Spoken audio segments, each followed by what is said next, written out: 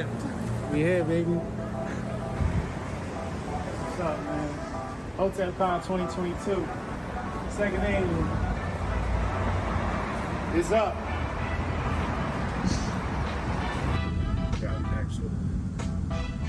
Who's going to court? Hotep. Where's she at? Did you tell her to come to passenger pickup?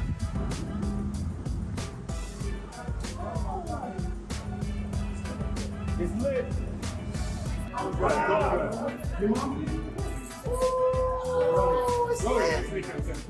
Kim, it's Hotep Jesus. We'll be back.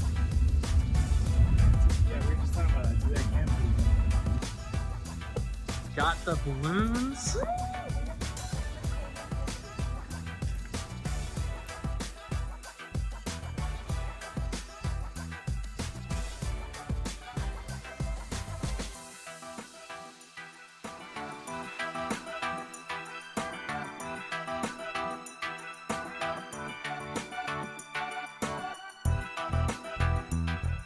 No, we really flew Spirit. We flew Spirit Airlines. Who flies Spirit Airlines? On purpose. Who does that? You never catch me on Spirit. I seen it. I was like, Yo, I ain't never flying right there again.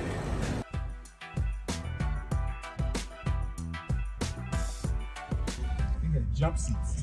Every seat was a jump Did I tell you about that? Every seat was a jump seat. That hurt. Frontier's like Wow. it's just a glorified spirit plane. Didn't I just tell y'all they be having them jump seats, yo? That's what they call jump seats. The entire plane jump seat. Yes. Nothing but pussy play. You got nothing but camera. You? Everybody's from Montreal. We used to play that. That was a classic. That was a classic? Yeah, from Pennsylvania. That was a classic. Was it? That shit came out. NIE. Yeah. No, I guess it was the one, something that was Yeah, one that had was. Super Thug. Yeah, Super Thug. Yeah, the one with It Big had Pun the on one, it. yeah, the one with Pun on it. That was a classic. That was That the was a hardest good song in the album. album. Orange, Orange was the orange drink. Orange drink. Out here it's orange drink. I can't read that. Oh, no. We doing bad out here, people. The hot, yeah. We doing Hot bad out spicy or here. the hot? No, the spicy. They gonna go on the internet, they gonna say these niggas is some fake Hoteps. They not following Dr. Sebi diet. This nigga just ordered a chicken sandwich. Kiana just ordered a Big Mac. You know, this nigga just ordered sawdust with salt on it. Hey yo, Brody, turn mine into another one. And then No pickles on my Big Mac. Pause. you seen the show Hotep's Been Told You? All right, look it up right now on your phone while I'm waiting for my food. Hotep Jesus right there. So tell all the crew. So you just waited on. Jeez, Lord.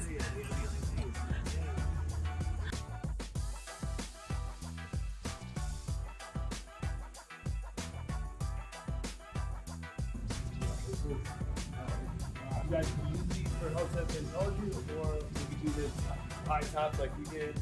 Oh baby, it's so lit. It's so lit.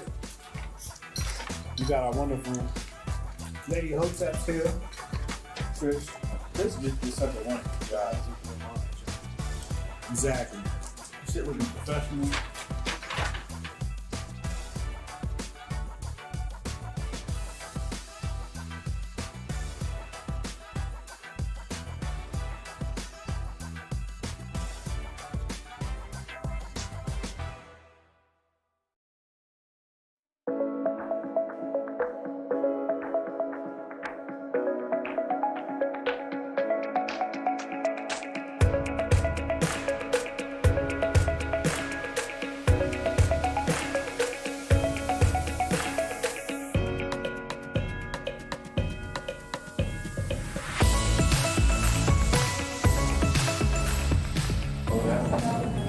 This is Cisco is sponsored. Nice. Yeah.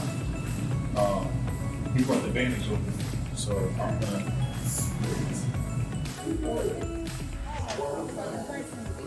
Welcome. Got two long walls here with me. I'm in heaven right now.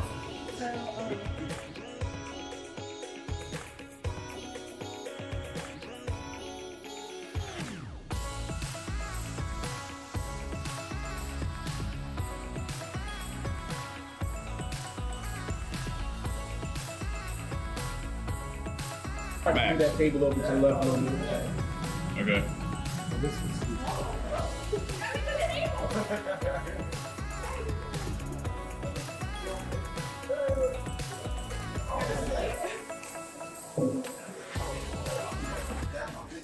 You see him finesse a little white girl out of a fresh cup of coffee and Hotep Jesus. And y'all know him, y'all love him. The Paul Purveyor himself. Uncle Hotep, get your ass out here. Thank you, King. Everybody, talk to the King Hotep.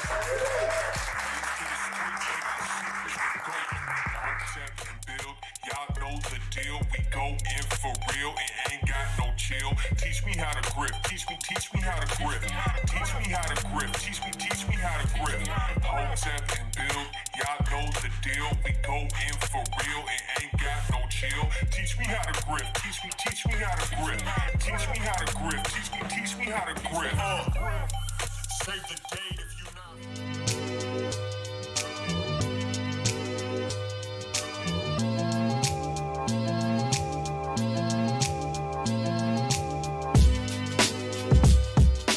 What I heard, and what is probably true, it was invented in Tijuana, Mexico, in a restaurant called Caesar. So I always pay homage to the people that invent something in somewhere, and I like to bring some limes in because that's more Mexican than lemons. But so we're gonna mix them both to make the perfect Caesar dressing.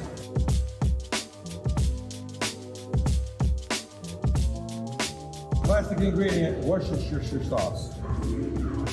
My own touch to the classic Caesar, a little Tabasco.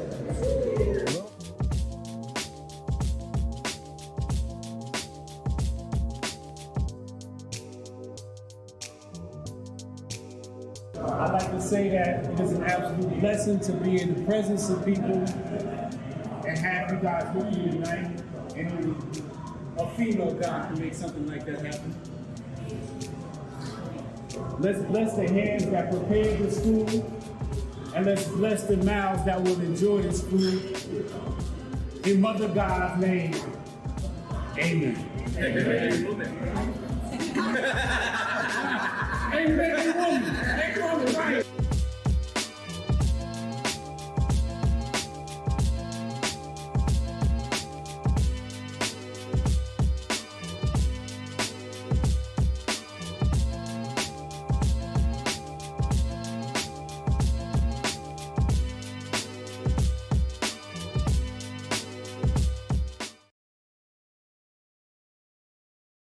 Hotep Con, get your tickets. Get your tickets. HotepNation.com. It's right around the corner. It's right around the corner. I hope to see y'all there. I really do. I really do. It's a really good time. Every time I watch that clip, you know, I just get in my feels. I get in my feels when I see that clip. Such a good crowd, man. Such a good crowd. Good people. Good fun. It's healthy, man. You know, humans need socialization. Humans need that. I don't know, you know, sometimes people try to associate that with just a woman thing. No, guys need association too. They need association. They need stimulation. They need conference. Even Francis Bacon said it. Francis Bacon even said it. You know, he talked about writing, reading, writing, and then conference. He said you have to discuss your ideas with other people in order to take them to the next level.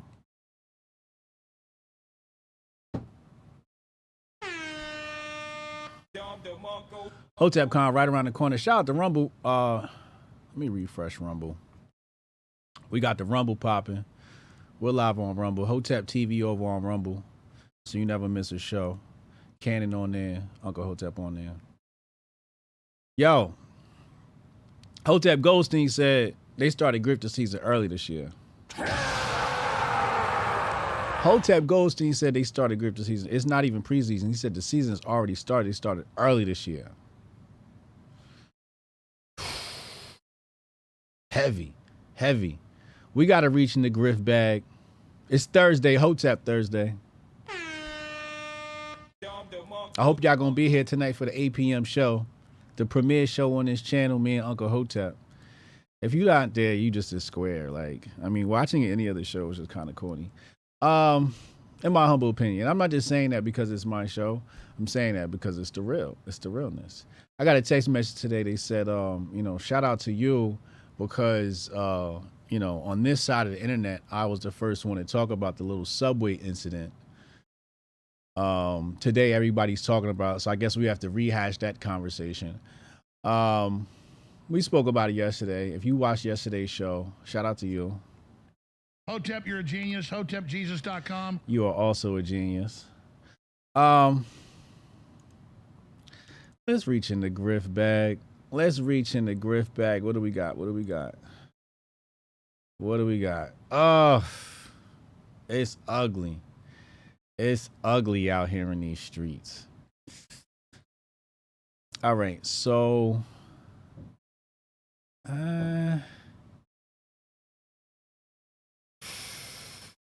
let's go here. Let's pull this out the Grift bag. It'll be on your screen in just a jiffy. All right. Let me adjust that.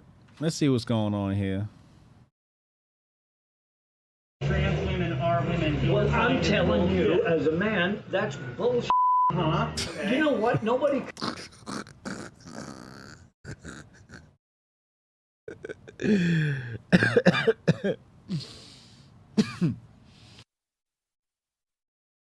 Bro, you hear that, man? Trans women are women. Well, I'm telling you, as a man, that's bullshit. Huh? Okay. You know what? Nobody confronts your ass. That's the problem. Uh-oh. If they'd say, really? What the? You want to bet? What the is you know going what I have Do you know how many people you've embarrassed at City Hall? Somebody get this white man a round of applause, please. Somebody get this white man a round of applause, please. And I'm not, shaming anybody. I just, I like his outfit.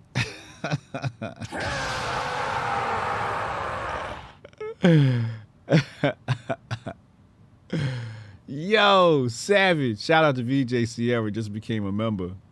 Salute.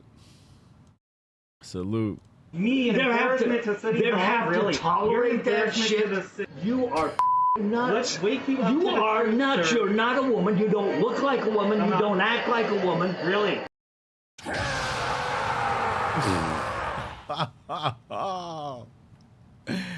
Yo. He let the clip go.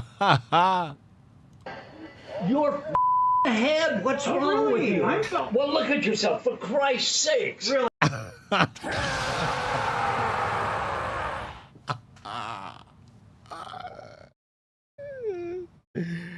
Yo, he's roasting the shit out this person. Oh my Lord. For Christ's sakes, who would want to even be close? My God. Really? It's horrible. It's horrible. How you tell somebody they're horrible? I don't know why. You are not. Why am I so you are horrible not to you? a chick. Why am I so horrible? Oh, damn, Savage on a Thursday. Do you still have a? You know what? My God.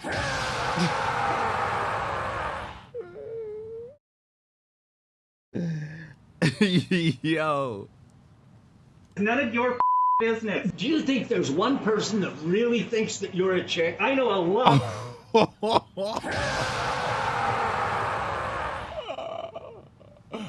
Yo.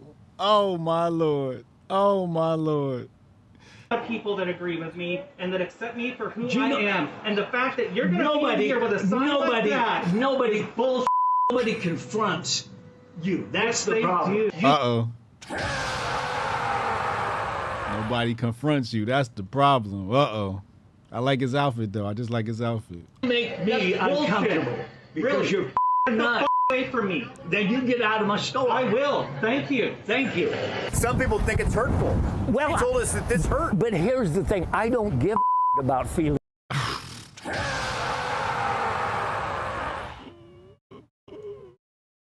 He said, well, here's the thing. I don't give a fuck about your feelings. Told us that this hurt. But here's the thing. I don't give a about feelings anymore. I'm 78. I went to Vietnam to fight for all this. Do you think I care about some feelings? Absolutely not. Chat, talk to me. Talk to me, chat. Oh my God. Listen, man, stop being transphobic. Hit the likes, man. Hit the likes. Stop being transphobic. Hit the likes. Oh my Lord. Let's go back in the Grift bag. Let's see what we can pull out. I have no comment on that. I just wanted to, you know, it was in the Grift bag. Sometimes just things just end up inside the Grift bag. Welcome to the Grift Report. I know where I want to go next. Let's pull this up. Now I didn't listen to this. I saw the headline and I said, I'm going to play this on the show. I had some intention on listening to it, but it wasn't enough, because if it was, I would have listened to it. So this is going to be the first time I'm listening to her. This is the response. I know we played this on the show the other day. Y'all remember when she said she wouldn't date the bus driver. So the internet reacted. You know, we all reacted. And now she has a response. So let's check this out. So out of the 50,000 plus comments posted on social, I only saw a handful that even considered the possibility of a bus owner being a more aspirational position, and recognizing that I am actually speaking and pouring into the ascension of black men when I said what I said. But see, no, some of y'all were... No, I take that back. I remember this now. I did watch this. ...too busy naming and shaming me personally and black women in general as undesirable, gold diggers, and much worse. Now, I suspect that some of y'all are the same men that were bringing home C's and D's on your report cards, only to then be coddled. What? C's and D's on your report card? Where are we going? Where are we going right now? C's and D's on your report card? Where did we just take this conversation? What? She said the white man ain't give you good grades. What? What is she on? By parents that said, well, that's okay, as long as you're doing your best. What? I don't know any. You know what the picture she's painting? She's painting this picture as if young black boys are pampered, spoiled. That's the image she's trying to create. Like they deserve no sympathy, I guess, or, you know. Well, listen, I love and believe in the excellence of black men. So no, my dear, C's and D's or any other form of mediocrity is not okay. No, I will not create a soft place for you or anybody that I love to fall comfortably into the bigotry of low expectations. So I'm going to say one more time, there's absolutely the bigotry of low.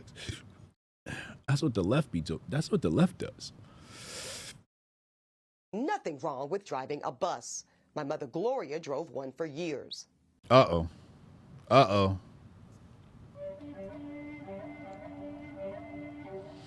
Think we found an issue. Her mama drove a bus. Where was your daddy at? But could it be that Black America has been sold a narrative of average, regular, and typical being good enough for us? Well, see, that's called white supremacy. And in what? Wait, hold on. I must have missed something. I know I missed something. I'm gonna rewind it. She didn't try to do that, did she? I'm gonna listen. My mother Gloria drove one for years. But could it be that Black America has been sold a narrative of average, regular, and typical being good enough for us? Well,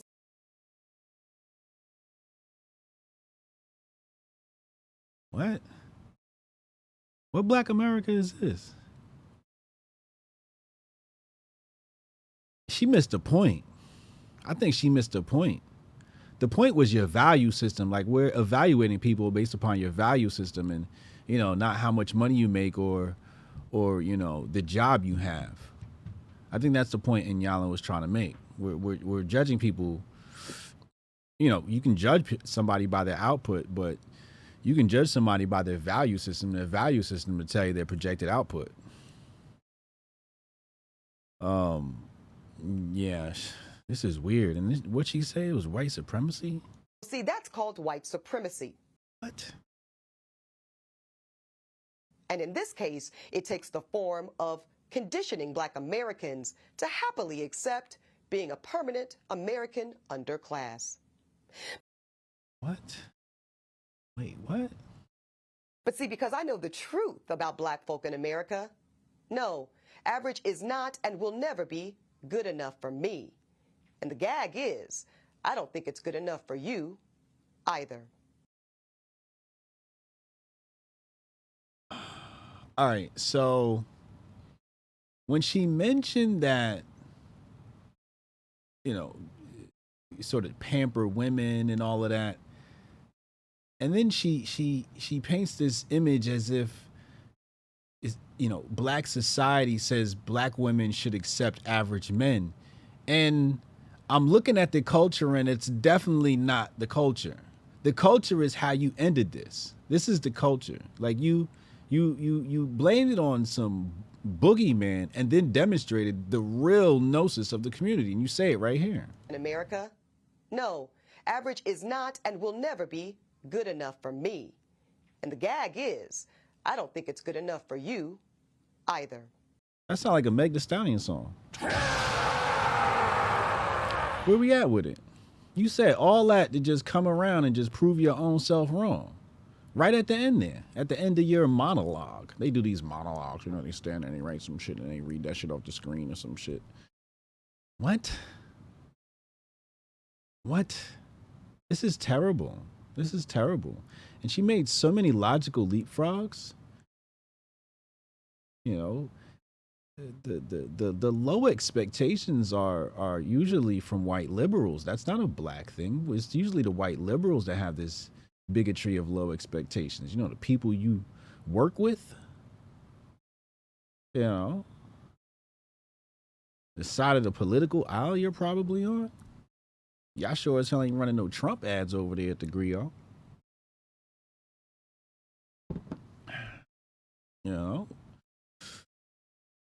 I don't know, sis. I don't know if this passed the smell test, baby. This don't pass the smell test. You lost me right here. To fall comfortably into the bigotry of low expectations. So I'm going to say one more time. There's absolutely nothing wrong with driving a bus, dear. No. C's and D's or any other form of mediocrity is not okay. No, I will not create a soft place for you or anybody that I love to fall comfortably into the bigotry of low expectations. So I'm going to say one more time. There's absolutely nothing wrong with driving a bus. My mother Gloria drove one for years. Where's the part where she said the white supremacy? But could it be that black America has been sold a narrative of average, regular, and typical being good enough for us? Well, see, that's called white supremacy. There it is. Y'all really trying to understand her. And sometimes I'm like, yo, sometimes you're not supposed to try to understand stupid people because, you know, stupid is as stupid does. Average, regular, and typical being good enough for us. Well, see, that's called white supremacy. And in this case, it takes the form of conditioning black Americans to happily accept being a permanent American underclass. What?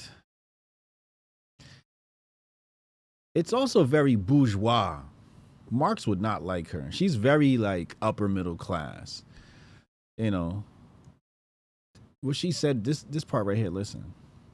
Form of conditioning black Americans to happily accept being a permanent American underclass. So her body, she was like, she got into that line right there. Being a permanent American underclass. But see, because I know the truth about black folk in America, no, average is not. Does she listen to hip hop? All the girls want a baller. What is wrong with you? Have you looked at the sexual marketplace right now? You're one of them, lady. You're out here, you're looking for a baller. What? What are you talking about? You talking about you know the black community, this is white supremacy? Baby girl, it's nothing wrong. Just admit it, you're a hypergamist. Just admit it, you're a hypergamist. You want the money, you want the cash. Say that. Say that. But you're gonna have to share those men. You're gonna have to share them. Because, you know, you can't lift the weight that it takes to carry a man like that. You ain't got your back will give out. You ain't got enough feminine presence for a man like that. You ain't got enough feminine presence for a man like that. You don't know how to create a space for him to snuggle into. That's why you can't keep a man. There's no femininity in you. Yeah. Wow. Little feisty little one. She a feisty little one. It's crazy, man. This is absolutely insane. And she's an attractive chick, you know, she's an attractive woman. She looks nice and everything. She looks well put together. You know, she got her weave or her install or whatever that is. You know, 36-inch wavy Brazilian, whatever the fuck. She look well Europeanized.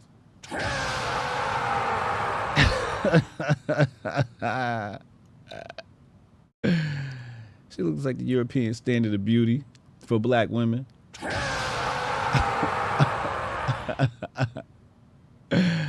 Yo, don't make me go for a Hotep. And let me stop, because I'm gonna get carried away. Let's go back into the grift bag. I'm done, because I'm gonna start roasting her and it's gonna get ugly in here. Oh man. Let's go back in the grift bag. Let's go to Tucker. Let's go to my man Tucker. We got new Tucker clips drop. This is my favorite thing on the internet right now. Tucker clips is my favorite thing on the internet. Can I ask you a question? You don't have to answer. It's personal. I'm not speaking of you, but more in general of ladies. When they go to the ladies' room and powder their noses, is there actually nose powdering going on? Sometimes. Ooh. I like the sound of that. Most of the time it's lipstick. Do pillow fights ever break out? You don't have to. Not in the bathroom. Okay, not in the bathroom. Okay. That'd be more a dorm activity. Okay. This is naughty Brazilian nurse territory. I'm sorry. So you are such a good sport, such a good person. Thank you. I got two brothers. I know you do, but you do not deserve that, and I mean it with great affection. I got you, man. Which way do you want to go? Want your beer? Yes, ma'am. Sorry. Let me tune in. Yo, every Tucker clip makes you like him more. Every Tucker clip makes him like you more. Because, you know, you would look at this on the flip side and you would go, you would say, oh my God, you know, Tucker never talks to his makeup artist, right? And here he is, he's cracking jokes with her, she's having a good time. You know, she's gonna go home and be like, oh my God, Tucker talked to me today. Hotep, you're a genius. HotepJesus.com. He just made her day. And here y'all come trying to Me Too him or some shit. I don't know what y'all into today. I'm from the 90s. It was different back then. But everything is just so sensitive right now. And if it was like, you can always find a reason to be a lefty. You can always find a reason. Like, that's what leftyism is. Let me find something that's wrong and just complain about it and whine about it all day. That's what that is. And you see it in conservative ink too. Oh my God, look at this. Oh my God, look at this. Cancel this person. We gotta cancel them. Leak text messages. Telegram text messages. Anyway, Tucker, you know, every Tucker clip makes me like him more and more. Because he even apologized. He's like, look, you don't have to deal with that. You know, I'm just up here trying to loosen up so I can talk to 5 million people in America. You know, nothing major. Having a good time, man. Trying to have a nice light mood. And you're trying to turn that clip into something that was very innocent. That was very innocent.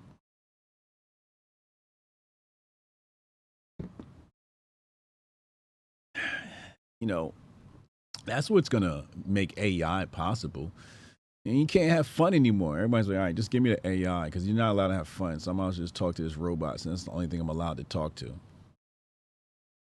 That's what it's going to come down to. You guys are going to argue with other humans so much that you'll just have an AI buddy, and everybody just talks to their AI buddy because you can't get along with the person next to them because you're offended. They called you the wrong pronouns or something. So now we got to get a government subsidized AI bot to be your best friend so you don't fucking unalive yourself. It's Hotep Thursday, man. Hotep Goldstein says grifting season. I'm still thinking about that thought.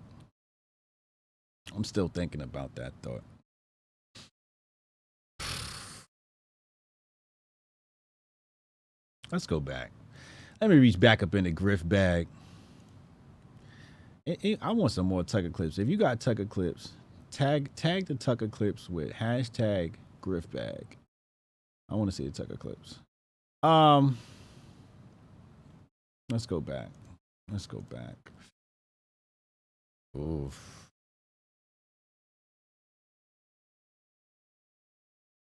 All right, so we got to talk about the Proud Boys.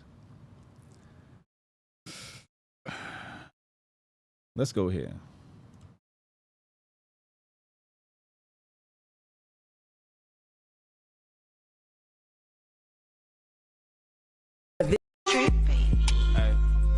Hey, hold up, wait a minute. No, not chips or a candy bar. That comes after what you get out of this vending machine. I used it probably like 4 or 5 times.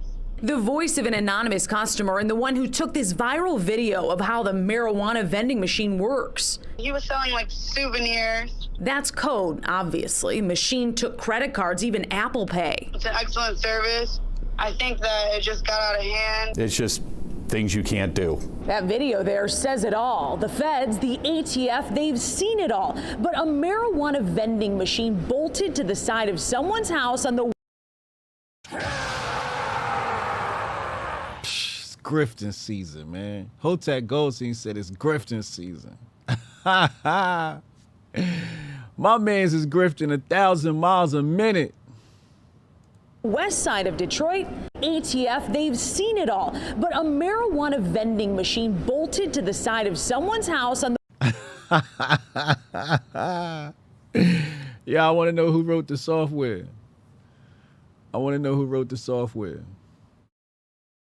It's probably like a framework they got off like the dark web. It's probably an ATM like software operating system that they got off the dark web or somewhere. It might even be open source on GitHub, and they patched that into. I guess they got a hold of like a vending machine and then just changed the operating system. I guess is what happened here, and then bolted it to this house. This is grifty. This is very grifty. marijuana vending machine works. He was selling like souvenirs. It's just that video there says it all. The feds, the ATF, they've seen it all. But a marijuana vending machine bolted to the side of someone's house on the west side of Detroit, that's a new one. Yeah, I have to say the brazenness of it was shocking. Before this mugshot, 43-year-old Marcellus Cornwell was. Yo, I ain't gonna hold you. We gotta get this man a grifty. I need y'all to salute this man. This man is Entrepreneur of the Year. This man is Entrepreneur of the Year. And we about to throw him in jail. This is a waste of talent. That's a waste of talent. We need to rehabilitate this individual. We need this individual in crypto. We'll introduce him to Six, Stacky, Crypto Wendy Yo, Crypto Blood. We get him right. All right? We get him right. You dig me? This is just a waste of talent. You can't just throw this brother in jail. This brother's a genius. He's a damn genius. And he's ambitious too. He's ambitious. Oh man, I love this grift. Don't do drugs, kids, and don't sell drugs. Don't do drugs and don't sell drugs. Disclaimer. Cornwell was raking it in. Well, we were hearing the estimates were about $2,000 a day. Oof. Oof. Do the math. Do the math. Allegedly operating for 4 years. Entrepreneurial at its best. Unfortunately, both things were illegal. The ATF is referring to Cornwell being investigated for selling guns out of this house off Medital Street, possibly to minors. 18 firearms seized from the home, including a sawed-off shotgun. Damn. Oh my.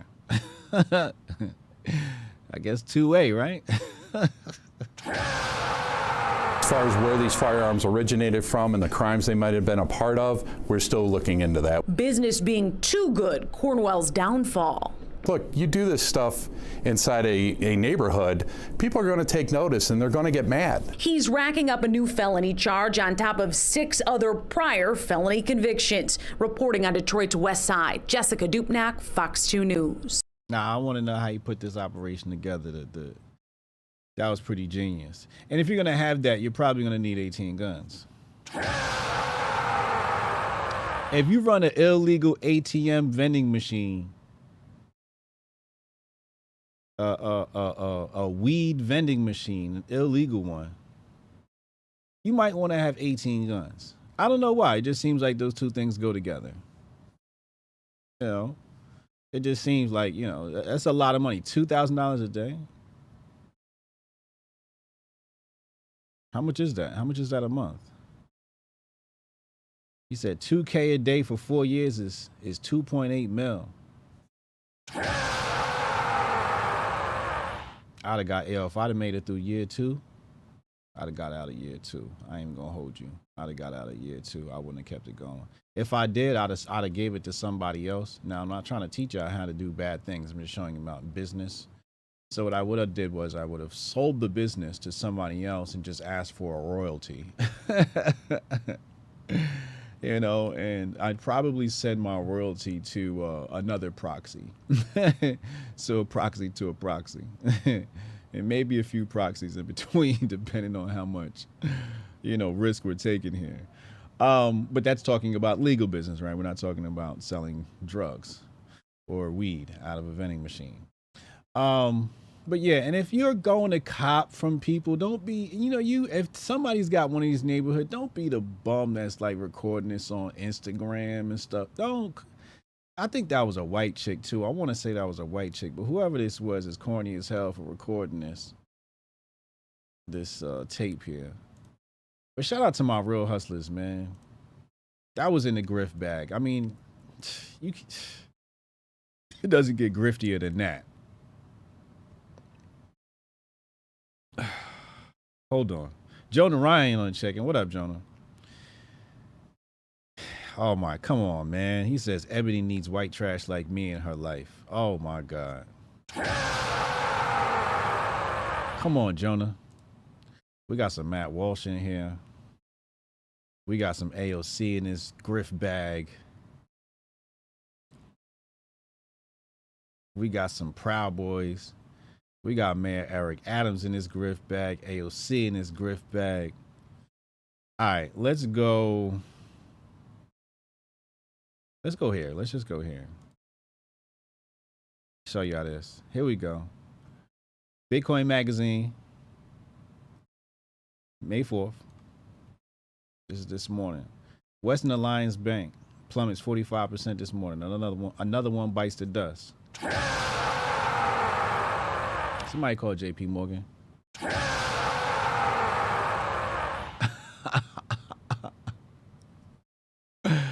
Somebody call JP Morgan. It's going to continue, y'all. It's going to continue. This is now down over 58%. Dropping further only 12 minutes later.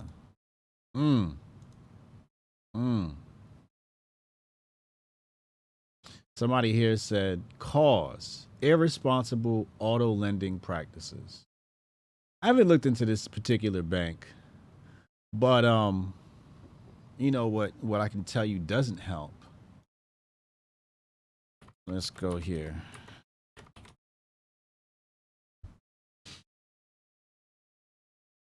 Right here. This is a beautiful one. You said no more rate hikes. Actually, I said no more rate hikes. Federal Reserve savage. Another 25. Another 25 bips. Another 25 bips. What are you going to do about it?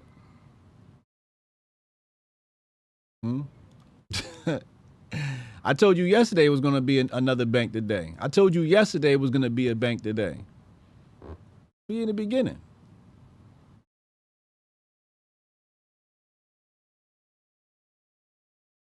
Once people understand that life is one big rerun, you'll be able to move accordingly. Let's say that. You'll be able to move accordingly.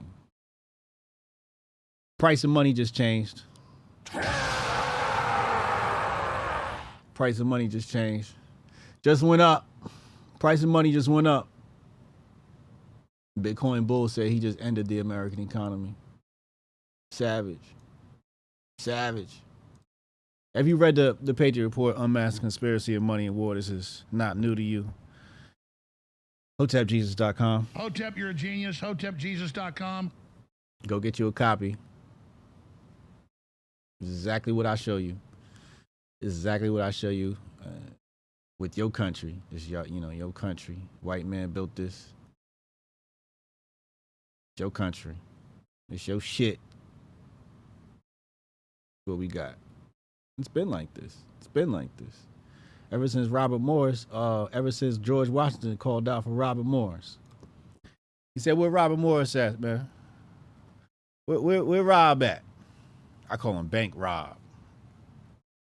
Oh, Robert Morris. George Washington. Y'all know George Washington, a great general, first president of the United States of America. Y'all know him, right? When he called out for Robert Morris. It's in my book. Hotep, you're a genius. HotepJesus.com. Robert Morris came around, funded that bank, $20 million. Now this is George Washington. This is $20 million in George Washington Day. So you know this fool was balling out of control. He put up 2 M's himself. Robert Morris put up 2 M's himself. He put up 2 M's himself, raised another 18.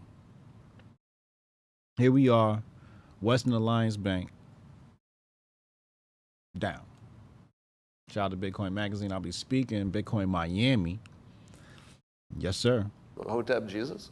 I love that guy. He's terrific. I will be there. Go get your tickets. Coupon code Hotep Jesus. Coupon code Hotep Jesus. 10% off them tickets. See you at Hotep Con. Also, coupon code Hotep Jesus.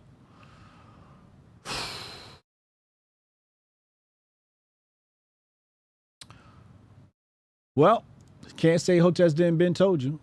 And we'll be right here tonight, 8 p.m. 8 p.m. I'll be here with Uncle Hotep. We got a lot to talk about. Let's go back in the grift bag. Let's go back in the grift bag. Let's pull this up.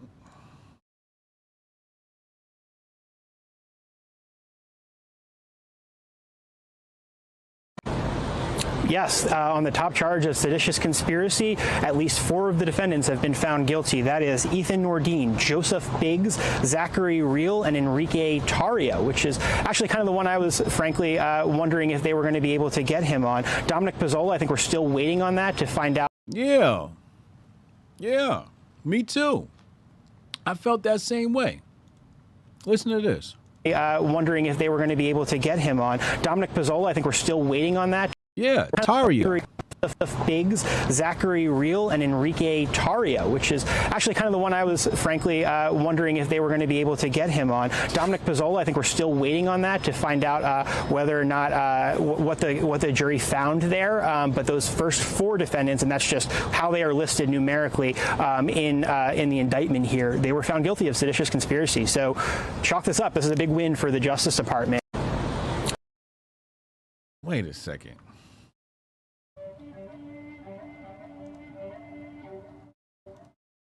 Hold on, I gotta dig into the archive. I gotta dig into the history books. I'm sorry, hold on a second. What's his name? Enrique Tarrio. There you go. Google knows exactly what I want to type. You spying bastards. Let's put this up on the screen. See, I can see what I'm doing. Hold on. All right. Enrique Tarrio. Informant. Okay, that's what I thought. Former FBI informant.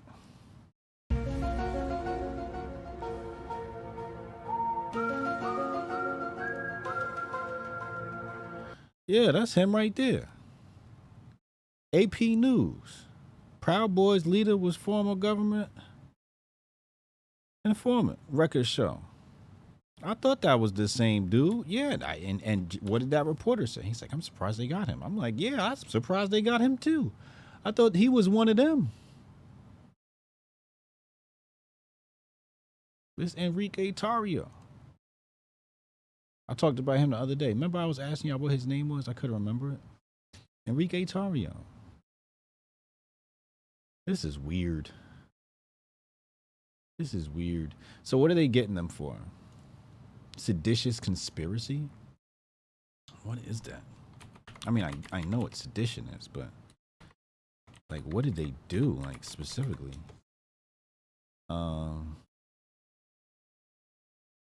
Let's go here and here and here. Here, let's go. All right, let's see. Obstructing an official proceeding. Conspiracy to prevent an officer from discharging their duties. That's 2021. Oh, wait. Okay, so.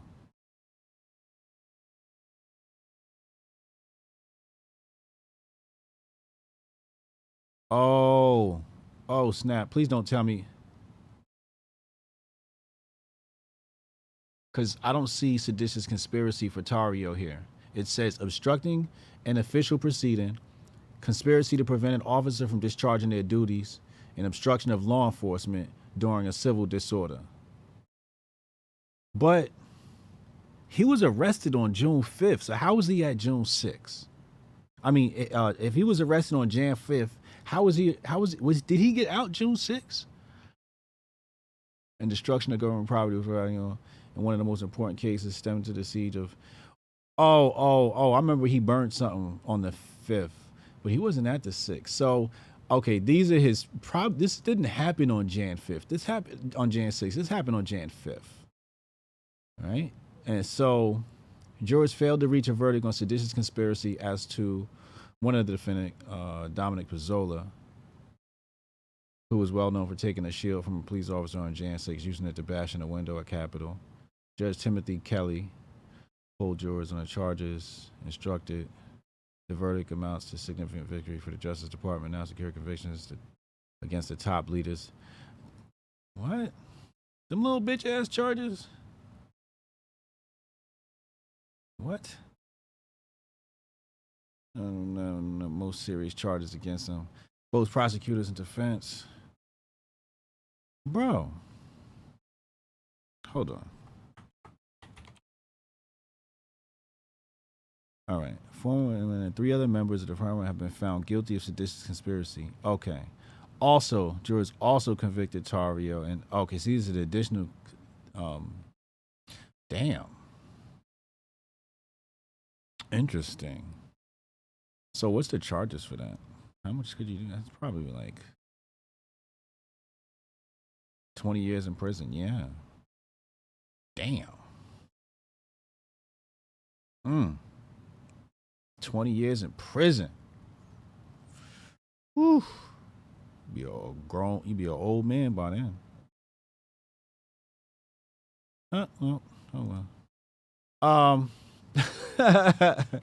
But I could have sworn he was an FBI informant, and if he doesn't, I would definitely keep an eye on that case and see, what he actually gets involved in those charges. What charges just actually sticks to him. Very interested to see that. We'll report back on that if it ends up back in the Grift bag at a later date. Let's go here. So we got to talk about it. Jordan Neely, everybody's talking about it. Hotep Goldstein said it's grifting season. Let me check on the chat. Chat, what up? What up, chat?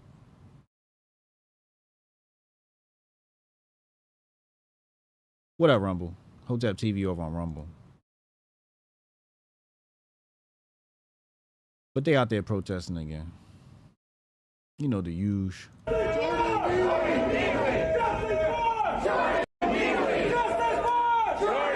Not a black person out there.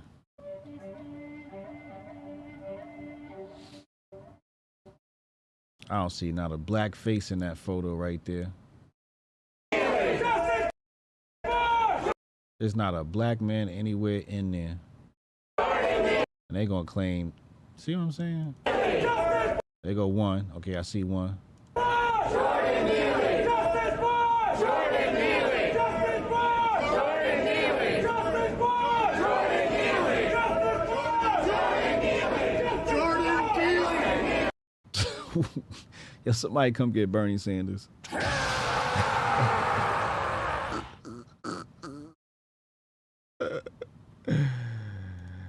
Oh my God. Jordan Neely! Jordan Neely! Jordan Neely! Jordan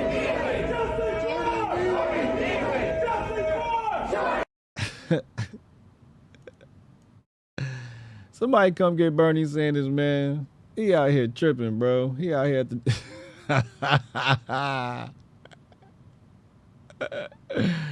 Somebody get Bernie Sanders out of here, bro. So the grifters are grifting. They out there.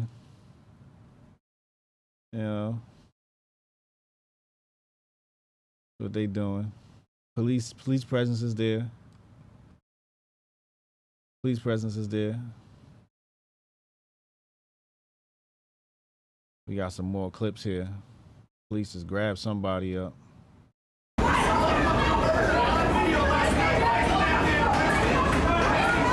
He was spray painting stuff on the subway side. Obviously, he's a victim now.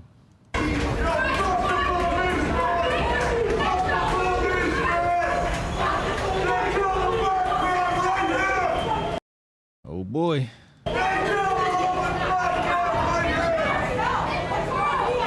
Imagine you trying to go to work, you get off and this is what you see. I'd be so mad. Like, man, get out the way. I'm late. Come on, man. It's in New York too, because every in New York, like everybody's in a rush. So it's just like you definitely in the way.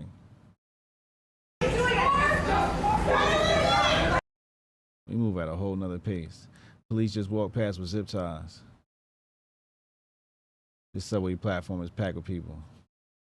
Know if you plan to get on or off the subway at this stop, get out on one end or at the other, not in the middle platform.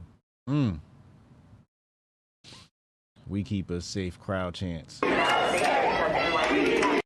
Yo, I mean, it's a big money grab right here.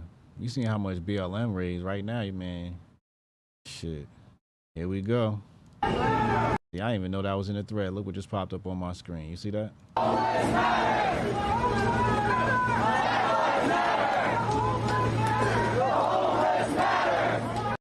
you have to scream Black Lives Matter. You hear him?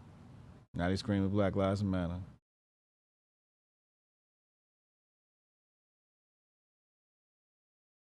View from the other side of the tracks.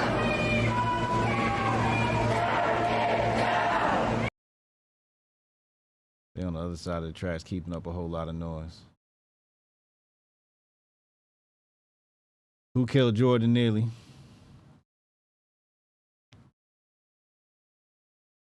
So some new news came out today. Apparently Jordan Neely been beating on people, beat on a 67-year-old woman. 2001 or 2011 or something, 2021, I don't know. I don't know when it happened. It was wrong. It was wrong he was hitting women. It was wrong he was hitting women. So, people have asked, should they be vindicated? Well, let's see what the people are saying. Let's go back. Let's go back in the Grift bag and see what the people are saying. Let's go to AOC. Actually, no. Let's go to Mayor Adams, because this is his city. Like his opinion is the only one that really matters, right? So let's go to the one that matters. This is your city. What are you gonna do about this, sir? Like his opinion. We need to hear from him. Okay. Let's see. So one of the reasons that this story is really hitting a nerve is because this man appeared We really don't need to hear her speak. to what they're saying here. Well, both the congresswoman and the controller is a citywide leader. And I don't think that's very responsible at the time where we're still investigating the situation. Let's let the DA conduct his investigation with the law enforcement officials. To really interfere with that is not the right thing to do. And I'm going to be responsible and allow them to do their job and allow them to determine exactly what happened here.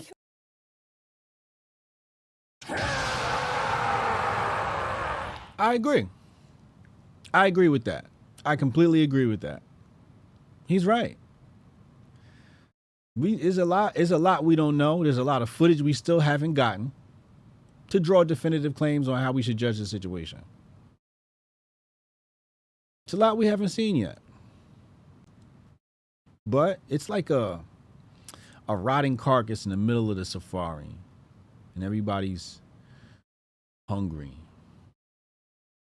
Hyenas are lurking.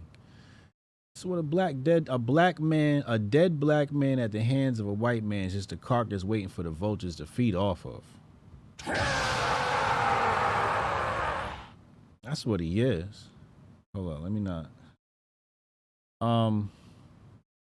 Hold on. Let's go to AOC first. Let's go to AOC.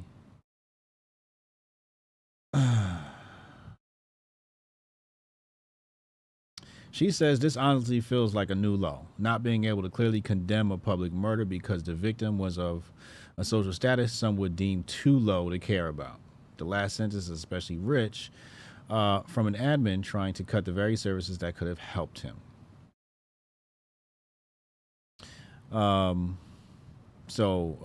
Mayor Eric Adams says, any loss of life is tragic. There's a lot we don't know about what happened here, so I'm going to refrain from commenting further. However, we do know that there were serious mental health issues in play here, which is why our administration has made record investments in providing care to those who need it and getting people off the streets, that's not of the streets, off the streets and the subways and out of dangerous situations. And I need all elected officials and advocacy groups to join us in prioritizing getting people the care they need and not just allowing them to languish. There's nothing technically wrong with what he said. But remember what I said yesterday. I said the Marine who did the choking is the one who needs the mental evaluation. Remember I said that? We know the Neely needed a mental evaluation, but the Marine needs a mental evaluation too. I don't think he all in. He might have been shell shocked. We need a mental evaluation on him. Remember I said that.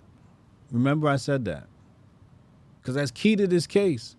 That is key to this event. That's key to this situation. Mostly because to kill somebody, you'd have to either be like really afraid for your life or really evil, right? Just like really mean spirited to actually like kill somebody. And I don't think he was scared. I don't think the guy was scared. I don't think this Marine was scared. Especially, and I said this yesterday, you know, you had 2 other guys right there. Now, you know, with the information, you know, this guy has been arrested over 44 times. He's not exactly your model citizen. We say right here, according to police sources, Neely had documented history of mental health, arrested 40 times, disorderly conduct, fare evasion. So he's not exactly your model citizen, right? It's not exactly a model citizen. And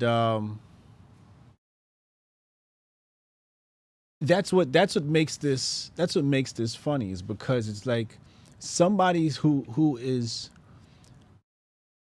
you know, such a menace to society could turn out to be a hero in somebody else's story.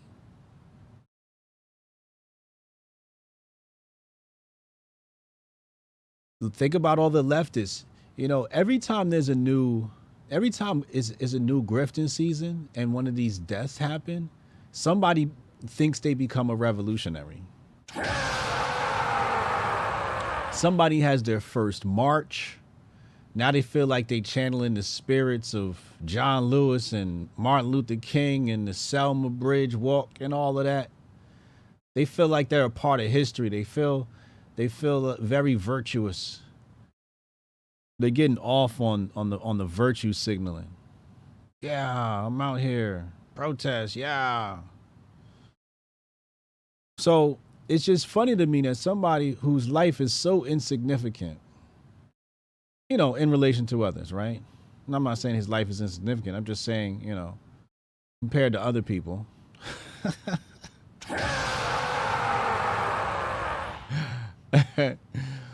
He can become a hero in your story. I think that's fascinating. They did the same thing with George Floyd. You know, George Floyd wasn't your model citizen. They erected a statue in his name. Nancy Pelosi thanked him because she knew how vital it was for a black man to be killed by a white man, and the currency that has in liberal politics. So I just think it's quite fascinating. He could become, you know, some politician's hero.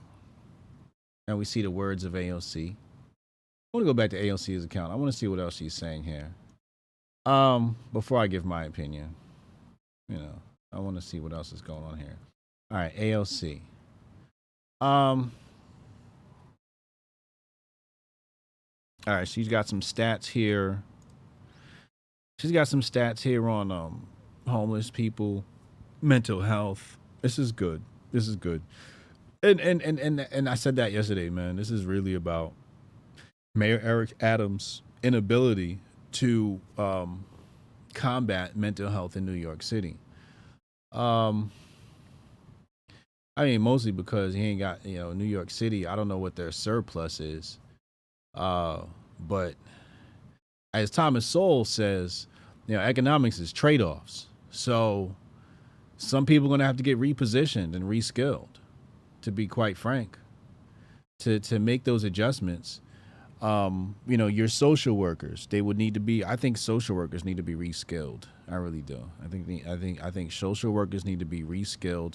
I think defunding the police and giving that budget to social workers is a good idea. I would transfer some of the police budget over, but you can't tell the police force that. They're going to come knock on your door.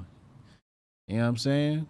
You know, cut that out, man. You know, we got men out here trying to eat, but that's why I said you got to reposition them. You got to reskill those people. You can't just say, hey, we're taking this budget and police officers, you're out of a job.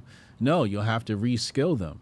You would have to say, look, we're not exactly firing these people. We're just saying, instead of being police officers, you know, your chief will have to pick new roles for you.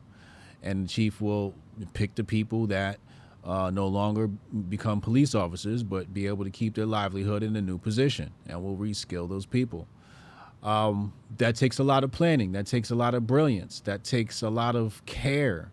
I don't know if New York City has the heart for that. I don't think they have the heart for that. AOC says, I have yet to hear a real explanation from any official hesitating to condemn. I have yet to hear a real explanation from any official hesitating to condemn the killing of Jordan Neely about what makes condemning this violence so complicated. Killing is wrong. Killing the poor is wrong. Killing the mentally ill is wrong. Why is it so hard to say? I told y'all this is a good woman. She's a good woman. She's a good woman. She's just a nice girl.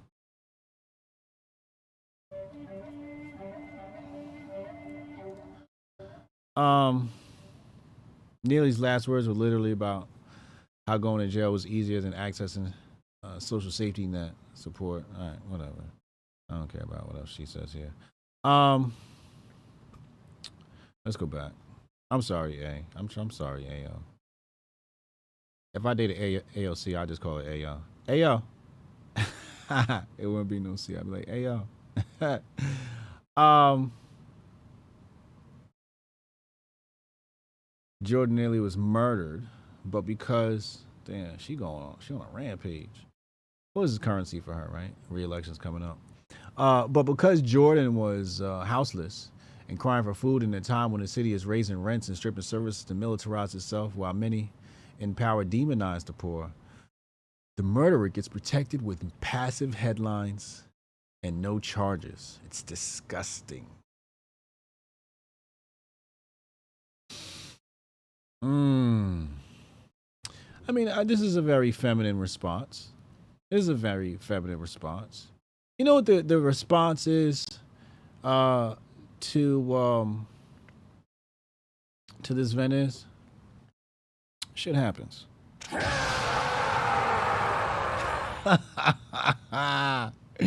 And you move right along. You know, anything more than that. Matter of fact, I'm gonna show you the sophisticated way to say what I just said. Hold on, because Uncle Hotep tweeted this. Let's go back in the bag. All right, hold on. Let's show you this. Matt Walsh, AOC, an elected official, was demanding that a citizen who hasn't even been arrested be pronounced guilty of murder without trial or even a criminal charge. She's openly calling for a public lynching of one of her own constituents. She is truly an evil person. You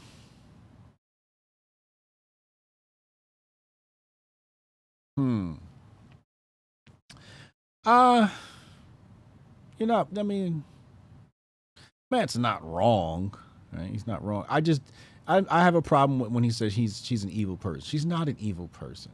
She's not an evil person. Men are not going to look at the loss of life the same as women. This is natural. You know, he's technically right. Like, if New York hasn't arrested him yet, you know, you can't really, you know, start talking about charges. I mean, he's technically right. Uncle Hotep says right here, and then I'll give my thoughts on this after I read the Uncle Hotep tweet. Society failed Jordan Neely before he became a talking point. Save the protest and the dead man slander. Exactly. One side you got the protest, and the other side it's like, ha ha ha, you laughing at somebody who lost his life. You know, you stepping on a dead man. And it's just like, nobody in this situation has any humanity.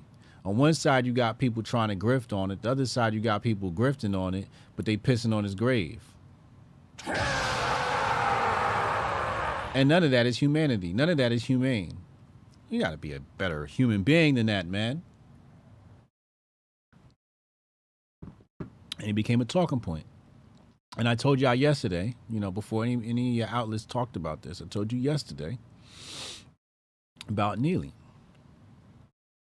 And I told you this was going to be a thing. They're going to politicize it. It's going to turn into race. And then I kept it pushing. And that's what happened. Now, How do I feel about the Jordan Neely situation? You know, I think he was murdered. I think it was murder, contingent upon the mental health evaluation. I want to see the mental health records for the Marine, because if the Marine mental health record shows a history of mental health, or we get him evaluated and there's something going wrong and something there, then we understand why he did what he did. I just couldn't understand a fully trained Marine choking somebody out to the point of death. Because that's a trained individual. I can see, you know, individuals, especially when there's 3 of them. Like I said yesterday, had this been a 1v1, hey, Neely, man, you on your own, bro. You know? But it was 3 of them. And putting him out of his misery is just kind of wild. But also I see the other side. It's like trying to grift off of him ain't cool either. Like, y'all acting like this man was, you know, a mentor at a boys group, you know, helping boys become young men or something like that, you know, doing something good for the community. You know, you act like it was a Hotep. Hotep, you're a genius. HotepJesus.com. He was no Hotep. Jordan Neely was no Hotep. Okay. So, you know, it's like, you know, as you get the details about him, you know, people say you shouldn't minimize life. And I get that morally. But on paper, everybody's got a resume. Everybody's got a resume on paper.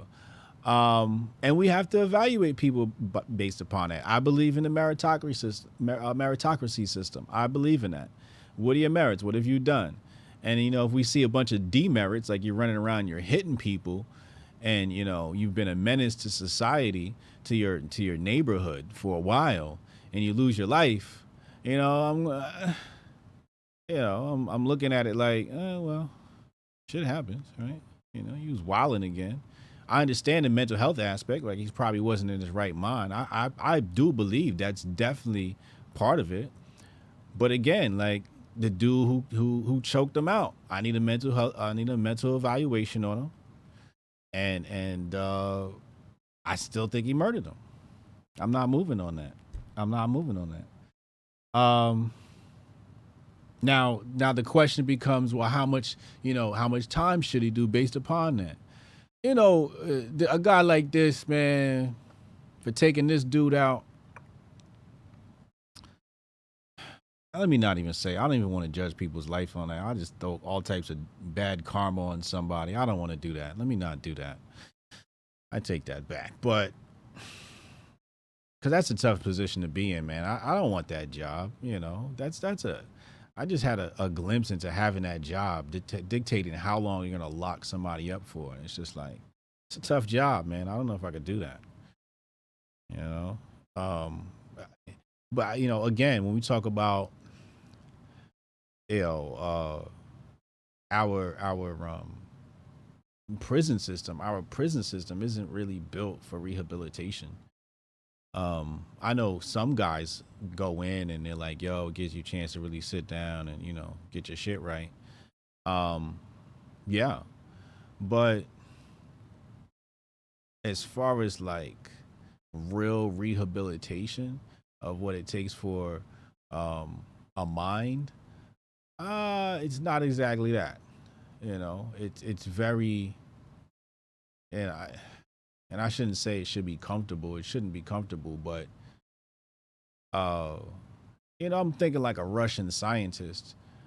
You know, like when you go to sleep, I'm like implanting messages in your brain. You know, like y'all gonna go garden during the day. Y'all gonna plant some flowers and take care of bees and shit. You know, that's what we're gonna do. You know, we're gonna give you some real like nature type things to do.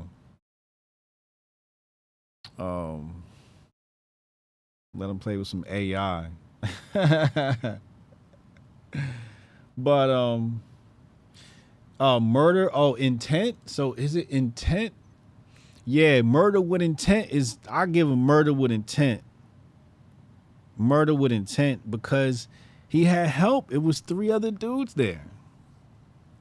I mean, 2 other dudes is 3 of them. It's 3 of them. I know some people might not agree with me, but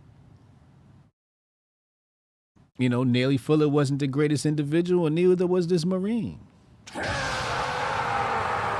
I think they both fucked up motherfuckers, and I think both of them probably got mental health issues. If you kill somebody, you got mental health issues. I'm sorry. It's something wrong with you. If you kill somebody, it's just something wrong with you. You have mental health issues. You need to get that shit sorted out ASAP. So no, he murdered him. If you don't like it, nothing I can do about it. It's my opinion. And I get to have that, you know. But, you know, and I kind of like, I kind of lean it towards like, what is the fear there, right? Like,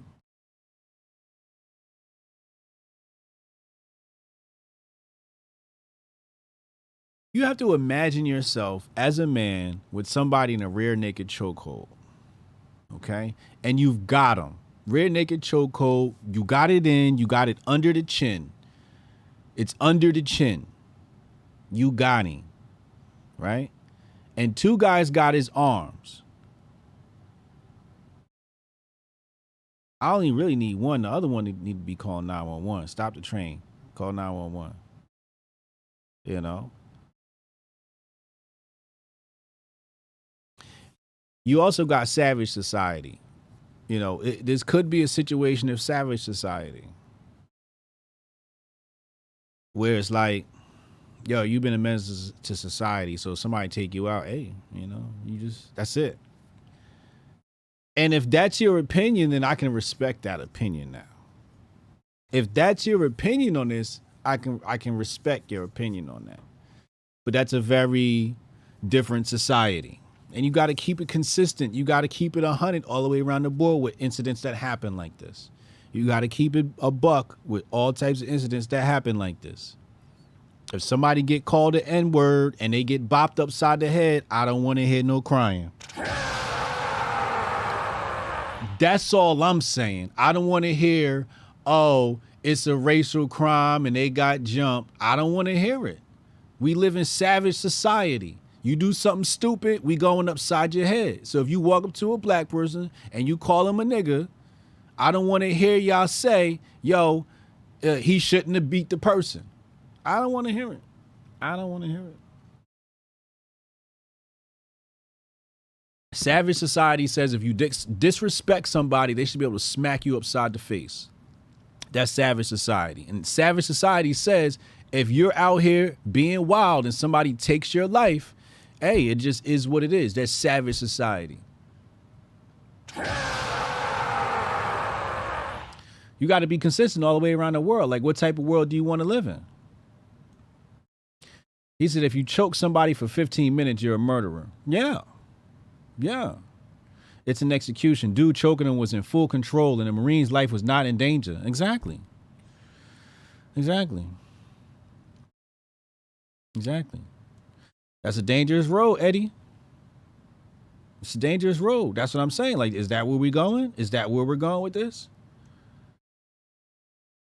So Magoo said involuntary manslaughter. Now, what did I say yesterday? I said after mental health evaluation, we find that this Marine is going through some things, then okay, I'm willing to bump that down to manslaughter. And even being lenient on the sentencing. Because I don't even like the jail system. I think the jail system needs to overhaul. I would put him in rehabilitation after a murder. Absolutely. You know, jujitsu, you can hold a man without choking him. Without choking someone. Just saying. Well, that's the thing, right? Like, we understand about these holds and grips. And yeah, if you can hold the man down, if you have the right grip, you can definitely hold the man down without choking him. Yeah. And he was choking him. And I know what it's like to have somebody in that position. Because I used to wrestle. So I know, like, when you have somebody in a rear naked chokehold, they're not going anywhere, bro. I don't have to choke you and you're not going anywhere. I could just play with you. If I got you in a rear naked chokehold, I could play with you. I could bring you in and out of, I control your life. I can bring you in and out of life. I can cut your esophagus, your windpipe. I could cut it, watch you wince, and then let it go and give you some breath. and then do that over and over again. I can do that.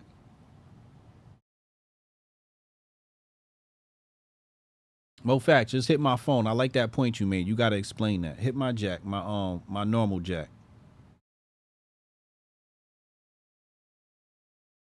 Huh? Hit my jack.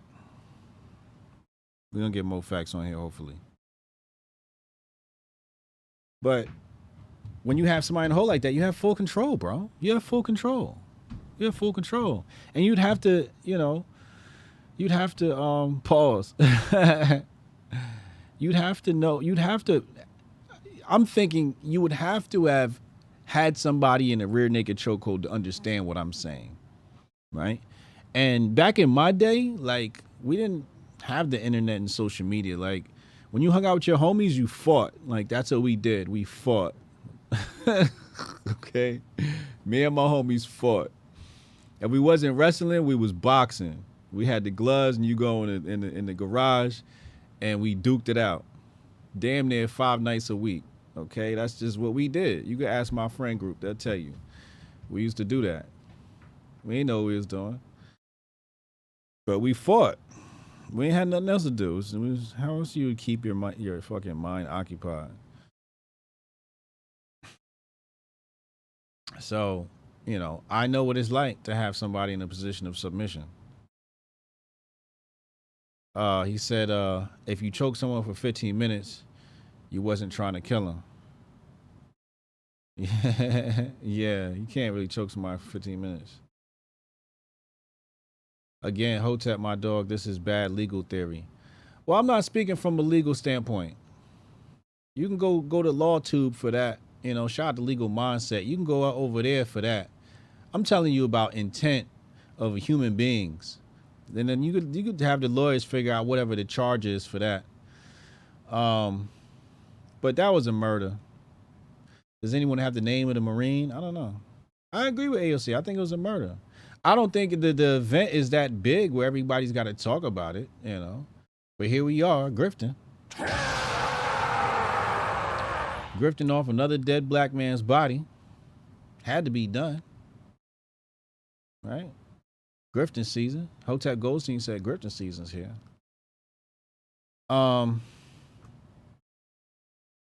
Omega Supreme with cheese. He said old dude thought it was Cam Neely, the hockey player. Come on, man. Leon 008. Remember, they hope we always die, right? Yeah. Yeah. Yeah. Trisha, he is a hero. He stopped the bad guy. I mean, you can look at it like that. You can look at it like that. You can. I would not discount you saying, you know what, Neely, Jordan Neely was just a menace to society, and somebody finally took him out. I'm cool with that. But you gotta be consistent. If you walk down the street or you have an altercation with another human being and you disrespect them, and under that disrespect, for example, is calling somebody the N-word, and they go upside your monkey head and you accidentally fall down and die, then that person's got to walk too. You got to keep it a buck. What society do you want to live in? What society do you want to live in? I'm cool with either one, honestly, because, I just feel confident in myself to be able to navigate the world. So either way y'all want to rock with me, we cool. Rules, no rules, I don't give a damn. Tell me how y'all want to live. I can do both. I can live savage society with y'all real easily. It's not much different than the current. We live in a savage society. No. I know you. I know you didn't say that, Trish. Yeah. Nah, not you. The next person.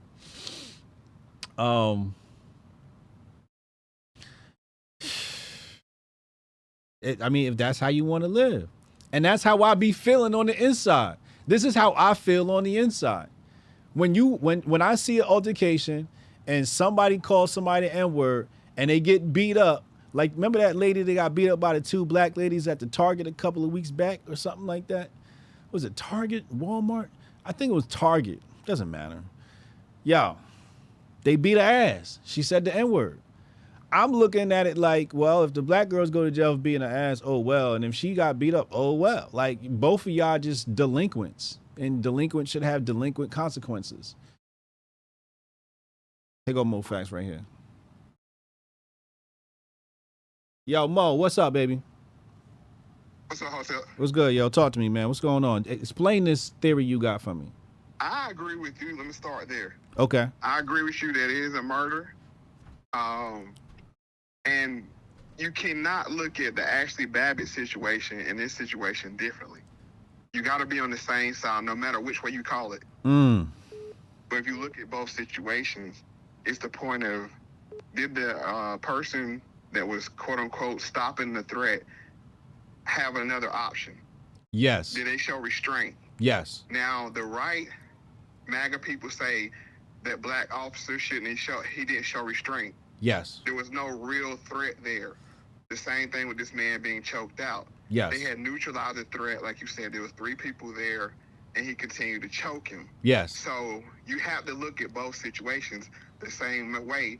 No matter which way you look at it, you just have to be on the same side of both situations. That's all I'm asking for is consistency.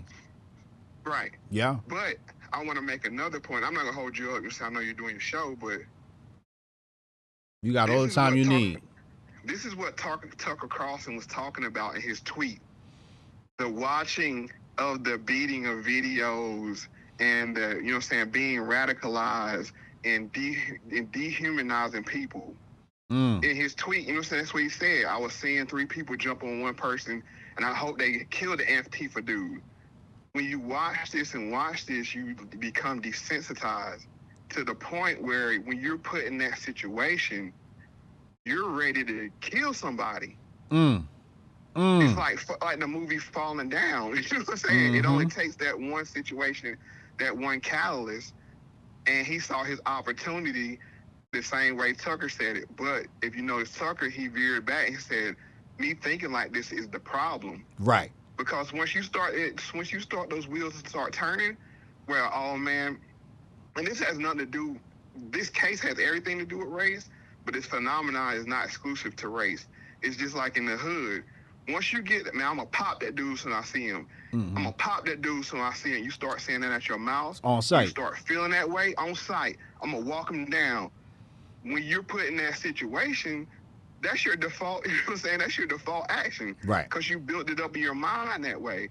And I think that you're saying that the white man that did the choking, he's probably played these scenarios out. Man, if I was in his shoes, and we see the memes. Yep. We see how they did George Floyd, St. George. You know what I'm saying? How many days clean? It's a whole desensitization. Yeah. But it's on both sides. See, I'm you know what I'm saying? I call it balls and strikes. The desensitization, I can't say it, is on both sides. Both sides are seeing each other as non-human. That's why when you see these videos, you know, of this is propaganda. This is world-class propaganda that's racializing everybody, and that's why race is the biggest conversation being had right now, because it's the easiest way to divide. And as you see, people would say Ashley Babbitt was murdered, but Neely wasn't. Now that's confusion. You know what I'm saying? That's the goal of the propaganda. It causes confusion. You can't be in a system of justice and see these situations differently. Yes. Yes. Yes. Yes. So that's the point I wanted to make. Yes, I agree with that. It's scary because I hate to keep bringing up Tucker Carlson, but this is what I want the people to realize about the Tucker situation. This is a run-of-the-mill, highbrow white man, and he's been made orange. MAGA. Yeah. See, these type of people used to be the Bush kind of way, like, oh, you know, it's like we're efficient and we're refined, so it's a refined white supremacy. Yeah. You know, everything's about, we don't want to make any waves. Everything's PR laced up. But with the, with the MAGA side coming in, they're saying, bruh, we've been doing dirty. The media has been doing them dirty. the same way, I'm going to show you another example of confusion. You can't say the Black Lives Matter riots were okay and Jan 6 wasn't. Facts. You had to be on the same side of that situation. Facts. Or you're confused. Facts. It's the same thing, you know, and this is what we need to decide, which side are we going to be on. And as you said, what was the word you said? Something society? Savage society. If that's the time we want to be on, that's fine. We've been there before. You know, we used to hang people for cattle ranching. You know what I'm saying? Like, let's not forget where this country used to take it to. Word. You know what I'm saying? And it didn't matter about race, and these corporal punishment became spectacles. Yeah. Regardless of race. Yeah. So if people really want to take it back to that and unravel society, this is where we're headed. And it becomes very clan, you know what I'm saying? Not clan as the KKK, but very clannish, you know what I'm saying? Like, oh, I'm going to see this situation because it involves my clan. And you're participating in nothing but like gang culture now. Correct. That's gang culture. Yup. Which, if that's what they want, I mean, hey, if you want America to be Chirac, let's keep going this way. Let's keep it on site. It's on site, right? So that's the comparison I made, right? Like if somebody calls you the N-word and you smack him, then he just got smacked, you know? Like that just remind me, like I love the old cartoons where you used to, you know, you had a problem with somebody, you grabbed your glove, you took it off and you smacked them with the glove and you went outside and you took 10 steps and shot that motherfucker, right? Like our presidents used to do. Word. Andrew like, Jackson. Do we really want to take it there? I'm saying, like, we act like this is not possible. So when they say Neely Fuller is not a murder, I'm like, then that's the society you want to live in. You want to smack somebody with your glove, go outside and take 10 paces. Correct. But I'll say it like this. They're going to pipe, man, you can make a better gift for the Democratic Party right now. Oh, man. This is... a blonde-headed Nordic man chokes a black Michael Jackson impersonator. Oh. You know what I'm saying? Like, this is from the Grift gods. I made that tweet earlier. You know what I'm saying? The Grift gods bestowed upon them, and I'm not trivializing his death, but I'm looking at... They're sitting around in their think tanks right now. And like, how can we spend this? You know what I'm saying? How many funerals are we going to have? We got to get the gold casket check. You know what I'm saying? Like, they're going down the list where as this country failed him because we got the border blown wide open and got people in 5-star hotels complaining about the food while this man wandered the streets homeless. Right. All because he's a black man born in America. Yep. Maybe he should have shipped him down to the border. He could have crossed back. He would have got a phone and a debit card and some new clothes. You know what I'm saying? A place to live. That's what we need to do. We need to get buses. You know how in Texas they were sending them to the cities? Yeah. We need to put our homeless and bus them to the border and let them be processed back through so they can get decent living. That seems like the only people that you're saying to get a decent living in this country right now. Oh, man. Bust them over the border and let them come back. They get more out of the country. Oh, Lord Jesus. Oh, man. I love the Ashley Babbitt compare and contrast analogy. I thought that's genius. I felt the same way. You know, people were celebrating Ashley Babbitt's death. I'm like, yo, where's your humanity? Where's your humanity? She did not deserve to be shot. She didn't pose a threat.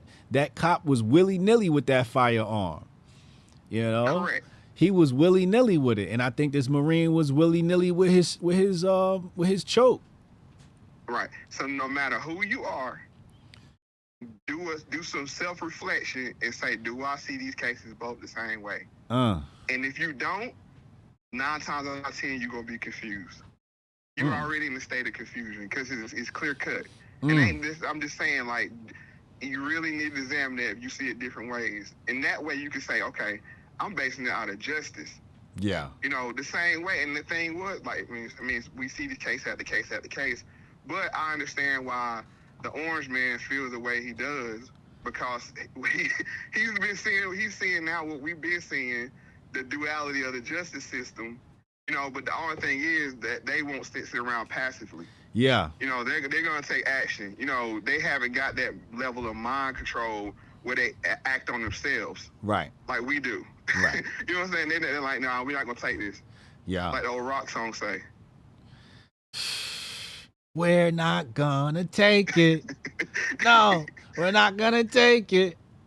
We're not gonna take it anymore. That's my shit, man. You know, I've been saying, man, we gotta need to bring 80s rock back, man. That was my shit, man.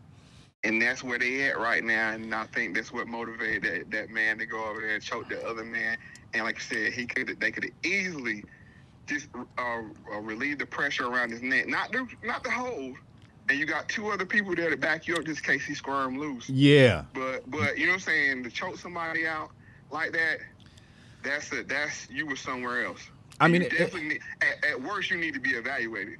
Yeah. At worst. At worst, you need to be evaluated. You need to be evaluated. You know, if he's by himself, you know, if you're by yourself, you can't let that dude get loose. You can't let him get loose because he could, again, pose a threat. So you might have to knock him unconscious. You see what I'm saying? Right. So you might have to knock him unconscious and let him go and then call the police, right? But you got 2 other guys there and they got his arms and you got a rear naked. You can't get out of a rear naked without your arms and your legs, bro. And you're going to need your arms.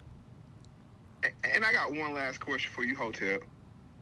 Where is the humanity at where humans can sit on the sideline and see a life being slowly drift away and nobody steps in and say, hey, man, that's enough. Hey, you know what I'm saying? We saw it with George. We saw it with Neely. Like, nobody comes in and say, hey, man, that's enough. Like, you know, like, bruh, that's like seeing somebody drowning. I don't care how you got in the water. You know what I'm saying? Yeah. Like, I know you knew you couldn't swim before you did it, but it's like, bro, I got to throw you a lifeline, but no, we're so desensitized. And so, you know, I'm just that we can sit on the sideline and see this like in person and not say nothing. I'm gonna just pull my phone out and make a TikTok. Right. You drowning, and I'm gonna just pull my phone out and make a TikTok. The Grift. And one last thing before I go. Bump the dude with the marijuana ATM vending machine. Yeah. Mm-hmm. He ain't the Grifter of the year. Who? The one that had the marijuana vending machine. Yeah, who is though? You said he was the girl that took the video. Oh. She was on her grip game A+. She said, I'm about to come up off of this right here. Now, that's true grifting. I don't want to, you know what I'm saying? The other dude was an entrepreneur, you know what I'm saying? But she was a true grifter. Like, I ain't have nothing to do with this, but I'm about to get some clout up off of it. She was grifting. She was grifting over the speed limit. You absolutely right. Well, I'm going to holler at you, bro. It's always good talking to you. All right, Hotep and Bill, yo. All right, peace. Oh, man, more facts. I always love his analysis on things. I always appreciate his analysis on things. Damn. Where's the humanity? That's what I'm saying. Come on, chat. Where's your humanity? Have you been so desensitized to death that you don't see that Neely Fuller was a life lost? Let's do a poll. Let's do Neely. What's it? I keep saying Neely Fuller. His name's Jordan Neely. Neely Fuller's a author, a great mind.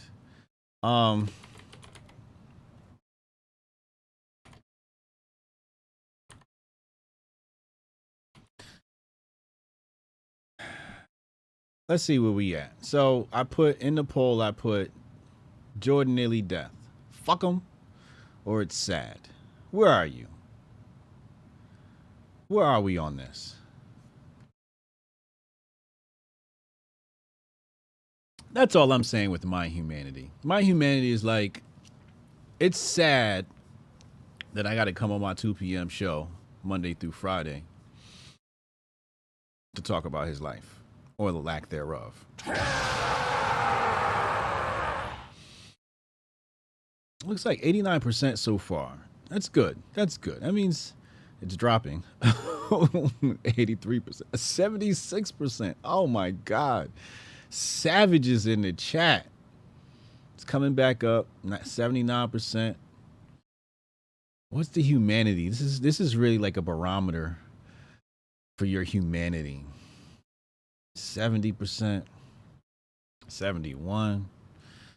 Some of y'all trolling. Where's the humanity, people? What Trish say? Remember when people were saying, who cares if someone dies of COVID if they are unjabbed? Oh, man.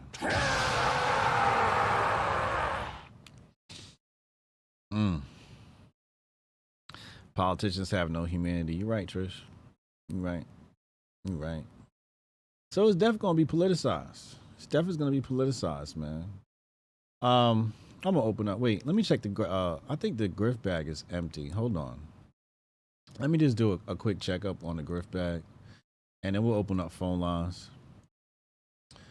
202-596-5631. 202-596-5631. Phone lines are open.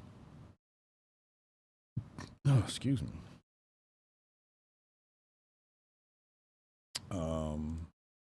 Let's see what's in the Grift bag. So yeah, you know, Jordan Neely's death. You got you know, I like what Mo said, man. Ashley Babbitt, you can't, and it goes for the other side too, right? Like, you can't say ha ha ha to Ashley Babbitt and then be sad about Jordan Neely. You got to keep it a buck on both sides, yo.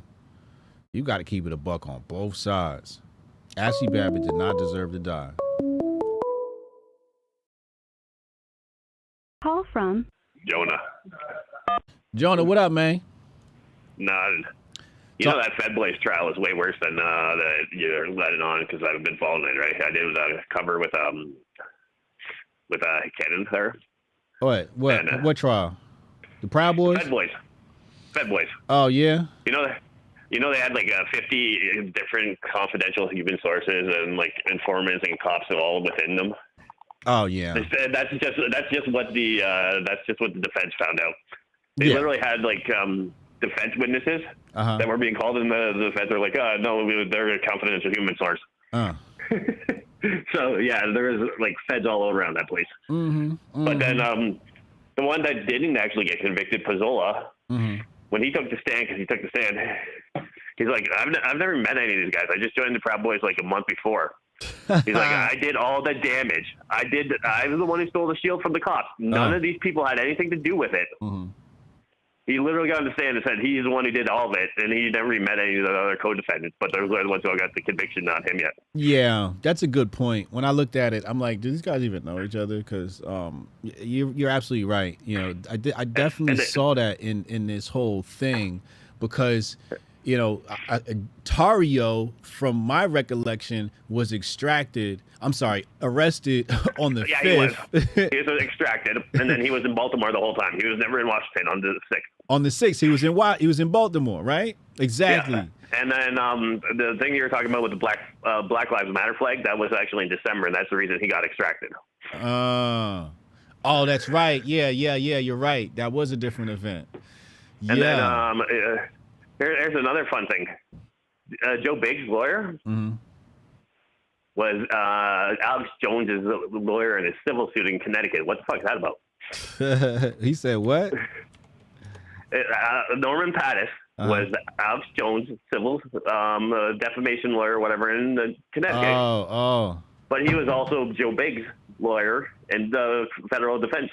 Well, you know, attorneys represent all types of people, man. Hey, man, the phone lines is hot. The phone lines is hot, yo. I gotta get to the next caller, man. I appreciate you, bro. Yeah, just look into it, though. Huh? Salute. Shout out to Jonah Ryan. Phone lines is hot. My bad. You call back in. I know Cannon was trying to call. Cannon, you hit my phone while what's the name called? What the fuck? Just got a notification on my phone. I'm just trying to see what it is. Goddamn. Call from. Yo. What up, man? Cannon? No, this ain't Cannon. Yo, what up? Who this? This is Goldstein. Goldstein, what up, bro? Goldstein on the line, y'all. What's up, man? Make sense out of this, man. Listen, as far as the story itself, with the whole Jordan Neely thing. I pretty much said everything I had to say on it particularly in the video I made. I don't really want to keep beating that dead horse. Yeah. I mean, but I do want to bring up the fact that sometimes if you distill shit down to its most basic form, you can get a clearer picture of the composition of what shit is made out of, you know? Mm. And what we have here at its most basic form is we have a known violent nuisance, which was Jordan Neely. He was a known violent nuisance for some time, riding up and down the trains. Yeah. And I do believe there was a report that said that the white dude had already come into contact with this guy either the day before or a few days before, and Neely had like attempted or threatened to throw somebody off of the platform. I remember seeing a story. Okay. I don't think there was an attempt. I think he was just threatening to do the shit. Yeah. So already, this is a known nuisance. Mm-hmm. Now, on the other end of that, you have a trained military professional. Yeah. Okay. Now, I mean, I don't want to go full aluminum, but a trained military professional and a known nuisance. Yeah. Who just happened to be homeless. So, for all intents and purposes, he was kind of a throwaway person as far as at least New York was concerned. Yeah. And then, you know, people can kind of extrapolate from there because it is grifting season. Yeah. Yeah. It's definitely grifting season. That's all I had to say, though. Appreciate you, bro. I'm about to play your video right now. All right, bro. Thanks. Hotep and Bill. Indeed. Hotep Goldstein. Let me go to his. I liked what he had to say. I like what he had to say. I want to play his video. Where is that?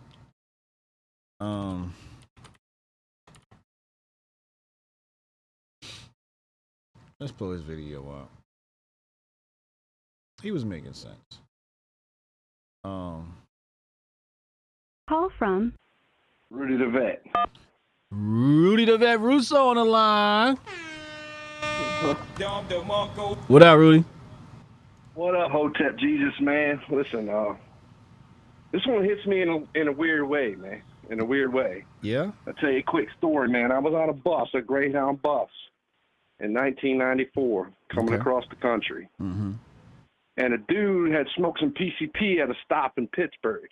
Mm. Well, I was sleeping on the bus. In the middle of the bus ride, the dude grabbed a hold of the bus driver's hand and tried to jerk the bus off the side of the road. Oh, boy. Okay, so a big brother got up that was sitting up front. Like, I flew out of my seat, like, kind of woke up shocked, like, what the hell's going on? Like, the whole bus swerved on the interstate. Mm. This big brother jumped up, tried to grab the guy. The guy bit a chunk out of his arm. Ooh. So he backed off, and then the dude went to grab the bus driver again. The bus driver started screaming. I ran up there, jumped on the dude's back, put him in the rear naked choke. Okay. And I killed him, dude. I killed him. No way. The man died. Like I was holding on to him. The bus driver pulled off. I had him in there for about 5-6 minutes. We pulled off the interstate. Some police showed up, and like right when they were coming on the bus, like he shit himself, and I just jumped off and was like, "Yo, he died." And they were like, "Hold," and they cuffed me up. You know what I mean? Yeah. And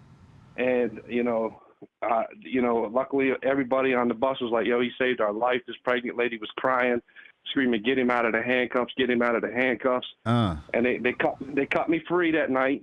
And told me that, they ended up doing a toxicology, like dude was stood up on some PCP, so nothing ever came of that. Right. But my thing is this, man. God damn. And I got, Rudy? I got, damn. Hey, look. Hey, one of these. Rudy said he caught a body.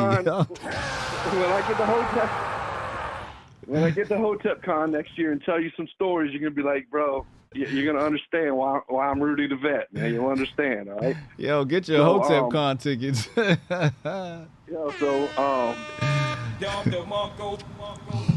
Long story short is, did you think that, you know, they pay so much taxes up there in New York, and they live under such a boot.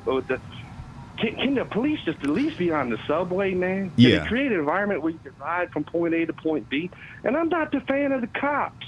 Right. But I'm saying, damn, you should be able to ride to and from work without, you know, people getting, you know, what's happening up there over the last 2 years. Like my brother-in-law, you know, he used to ride that train every day. He doesn't ride the train anymore. He won't do it, man. He's a big dude, man. He's 6'3", 250 pounds. He won't ride the train anymore. Yeah. Because he just doesn't want anything to happen. So I'm with you. It's sad. It's anybody who looks at that is like, oh man, fuck them.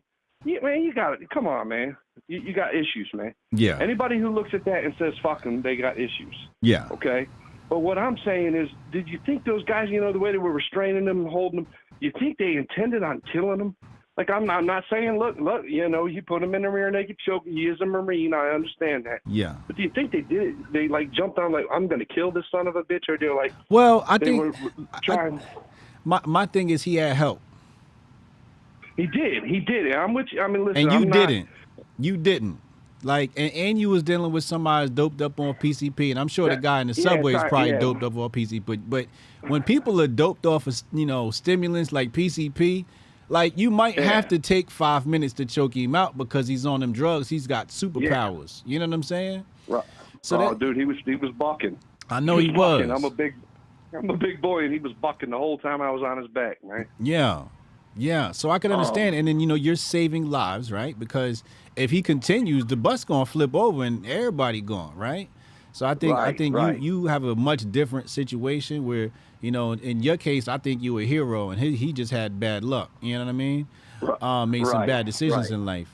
But, you know, the subway, if you got help and people are holding them, I don't think you would have did that to him, Rudy. I don't think you would have had to choke him that long because you would have had help. You know what I'm saying? No, yeah. I mean, it's just it's just the environment that Adams has let create in that subway system, and that I have family there. I mean, I used to go there and love to ride the train, man. I won't get on the train no more. Yeah. I used to go to the NYC and never carry my heat. Now I got heat every time I go there, man.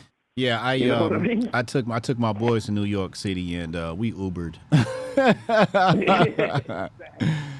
You know, I was like, I'll take the extra 20 minutes. It's fine. And I just hate, you know, it's just humanity, man. I don't think that the blind, I mean, they love it. They love the optics of it, but I really, you know, you think the dude was a racist, man? You think he's I'm going to chuck a black man out? You know, that's something that never even entered my mind. You know, now that you said it, I'm glad you brought it up, right? Like, I don't know if they are going to push it. Well, they already are pushing it. They already are saying this is, you know, a white man killed a black man. Yeah. I don't see evidence of that, and it hadn't entered my mind. I'm pretty sure if it was me up there in the train acting lunatic, or anybody, you know, any skin color acting crazy like that, that Marine would have just snapped. And maybe the Marine went to war. I got a brother who went to Afghanistan, man. Trust me, when he came back, he won't write, man. I know. It took him about 2 years to get back to where he needed to be, man. Right. So it's like maybe the Marine, you know, but I don't think it was rape. But, you know, and then another thing that drives me up the wall is everybody who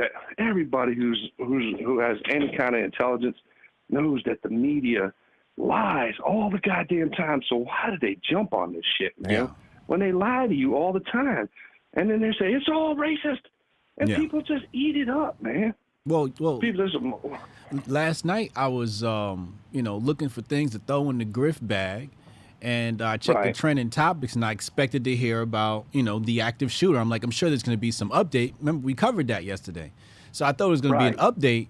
And I didn't even go look. I went, oh, he must have been black because I ain't hear about it. And I tweeted that. I said, yo, the shooter must have been black because we haven't heard anything about it. And then today, what they bring up, Jordan Neely.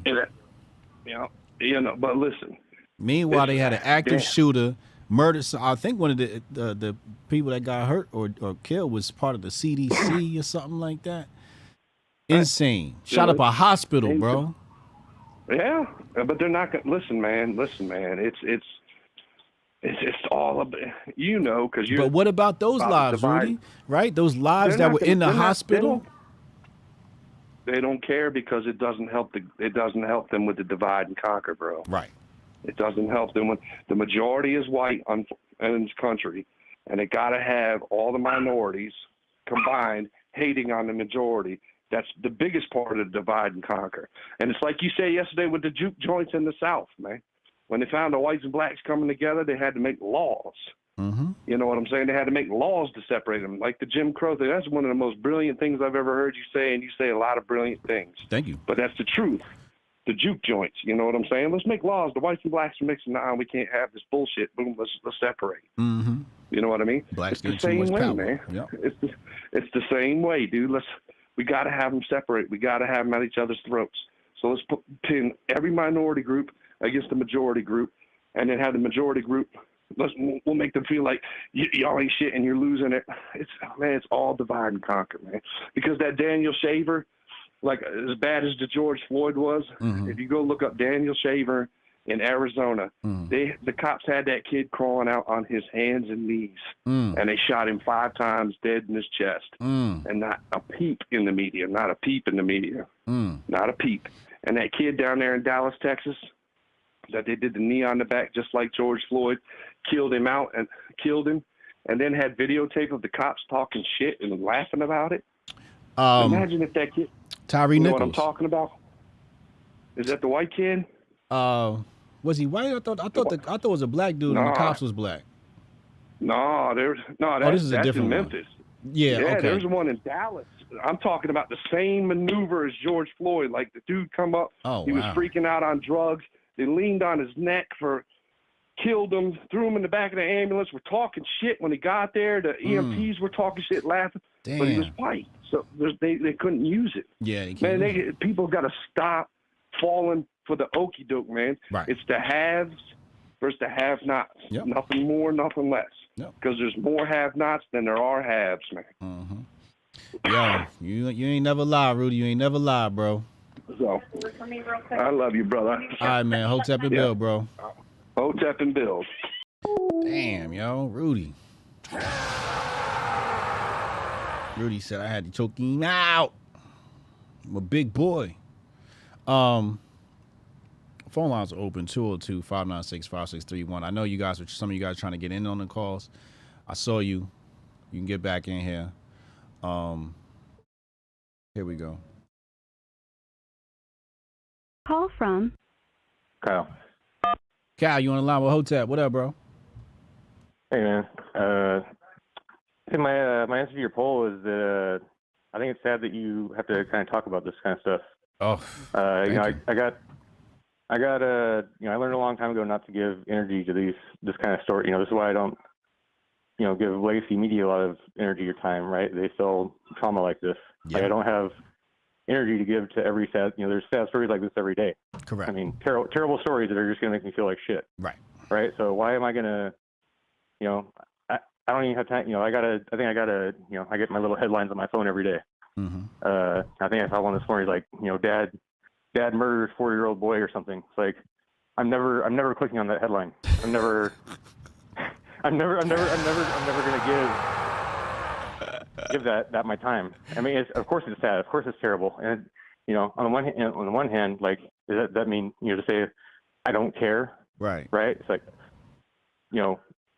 of course, I care. It's bad, but I don't have time for it.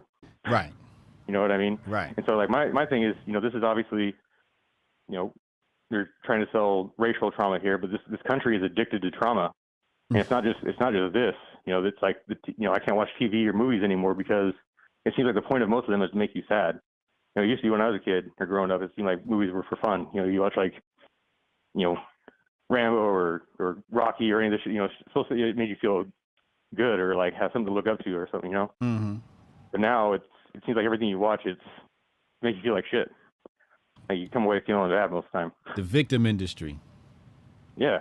And that's the one part of the free market that scares me because it seems like people are really into it.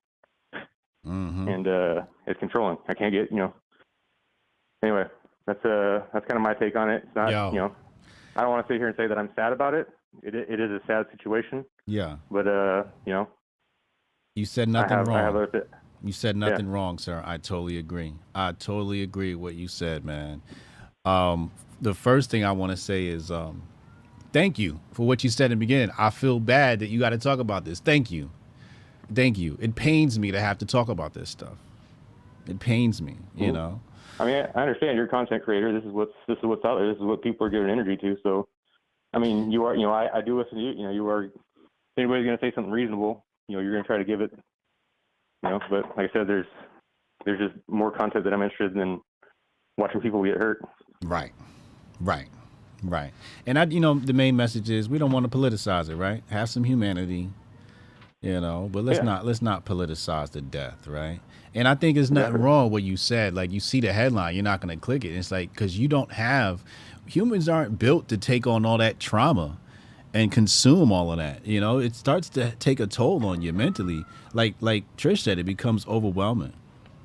So yeah, man. That's exactly what I mean. I don't have time. It's like when I see the right side of it too. Like, I don't have enough time to really get into the details about it, but I already see the right talking points coming out. The Steven Crowder, all these kind of people like, oh, this guy was obviously doing his job, defending his life, and all this kind of shit. Yeah. And it's like, dude, come on, what? I don't know. I just. That's why expand on that. Like, what is? Expand on that. You said, Crowder's making this content, and what would you say to Crowder? I would say it's outrage. He's making outrage content. He's trying to make people out. He's not actually trying to change people or trying to make things better. He's just grifting off outrage. Right? So everybody, to me, it's okay. It's okay to grift. Like you say, you grift. Everybody, it's okay to grift to me, but there's certain things that make you more of a man and less of a man. To me, when you're grifting off people's emotions and trying to bait them that way, that makes you less of a person. Those are the people that I consider bad people. Those are the people that I don't, want to give my time or energy to. I love that. Powerful message right there. Powerful message. I appreciate you, man. All right, bro. Take it easy. Good. Hotep and Bill. Your time back. Dude. Call from Cannon on the line. Cannon, talk to me, yo. Make some sense out of this, yo. What's up, yo? So, me and JD went live with this right before you jumped on. Okay. First off, it's just tragic all the way around. You know what I mean? It's what? This kid, it's tragic all the way around. Yeah. The kid Jordan, he was a victim of circumstance. You know what I mean? Yeah. I don't know if he actually had mental issues or he just was a troubled kid. We don't know. You know what I mean? Also, like you said, I think that the Marine dude was in the wrong place at the wrong time, or he might have been in the right place at the right time. We don't know. Uh-oh. We don't know. There they go. You see how they do over there on Cannon Hotep channel. You see how they do over on Cannon Hotep, him and Jay Pylon show. You hear how they talking over there. So now I got a whole different theory like my man Hotep Goldstein got, but at the same time, let's just say for the sake of argument, everything's straight. Everything is what they're saying it is, right? Yeah. So the only footage we seen was the footage of him in the rear naked choke, right? Now, me personally, I was a champion wrestler. I did jiu-jitsu. I fought. I've choked people to sleep before because I was a bouncer. It's all about the feel when you got somebody in a choke like that, feeling their body go limp. That's when you know they out. You got to let go immediately because if you hold on for another 15, 20, 30 seconds, they might not wake up. Yeah. You know what I mean? Because you're cutting us a blood choke. You're cutting off that carotid artery. Yeah. Now, when I'm watching the video and they saying that they had him like that for 15 minutes and that he died later at the hospital, I'm like, okay, well, clearly this guy didn't mean that he wasn't trying to kill him, because if he was trying to kill him, he'd have put his ass to sleep in 10 seconds and then kept holding on, and we wouldn't have seen his eyes open, wouldn't have seen him struggling because his ass would have been out. Yeah. He'd have been out immediately. If you got that shit in right and you got pressure on it, yeah, his ass, it wouldn't have need those two people because he'd have been asleep in 10 seconds, 15 seconds. Yeah. You know what I mean? So I'm like, okay, well, clearly he wasn't trying to kill this guy, in my opinion. Okay. Now it comes down So wait, to, what did you say happened at the hospital? He died later at the hospital. He died later at the hospital. So he was alive. He didn't die on the train. So he didn't. Oh, okay. All right, go ahead. So when it came down to me, it's like, okay, I need to know what the hell happened before the journalists started filming the choke, Yes. because it was the journalist that filmed. I need to know what happened then. Now, if he was just sitting there making idle threats, because allegedly he was like, he threw a shirt, his coat down, I'm tired of this, I'm ready to die today. I hurt everybody on this train, is what he said, allegedly. Now, after he said that and he did his little spiel, did he lunge at somebody? Did he go like he was going to try to hurt somebody? And this guy, you know, jumped into action and got him? Yeah. Or was he just making idle threats, pacing back and forth up and down the train car like crazy people normally do? Yeah. You know what I mean? Now, if he was just pacing back and forth talking like this, and then this guy decided to do this, now I'm like, no, that's murder, right? Mm-hmm. Or, at the latter, maybe involuntary manslaughter, right? Yeah. Now, if he went and he actually went and attacked somebody, or he went to attack somebody on this train, and this Marine caught him in the choke, now we looking like, okay, is this justifiable homicide? Yeah. So the thing is, like, now you got people demonizing the kid, Jordan. You got people demonizing the Marine on both sides, right? Right. I'm like, we need to find out what happened prior to the viral video that we got. And I know somebody got to have that video, because what you just say, nobody want to help nobody. Everybody want to film, though. Right.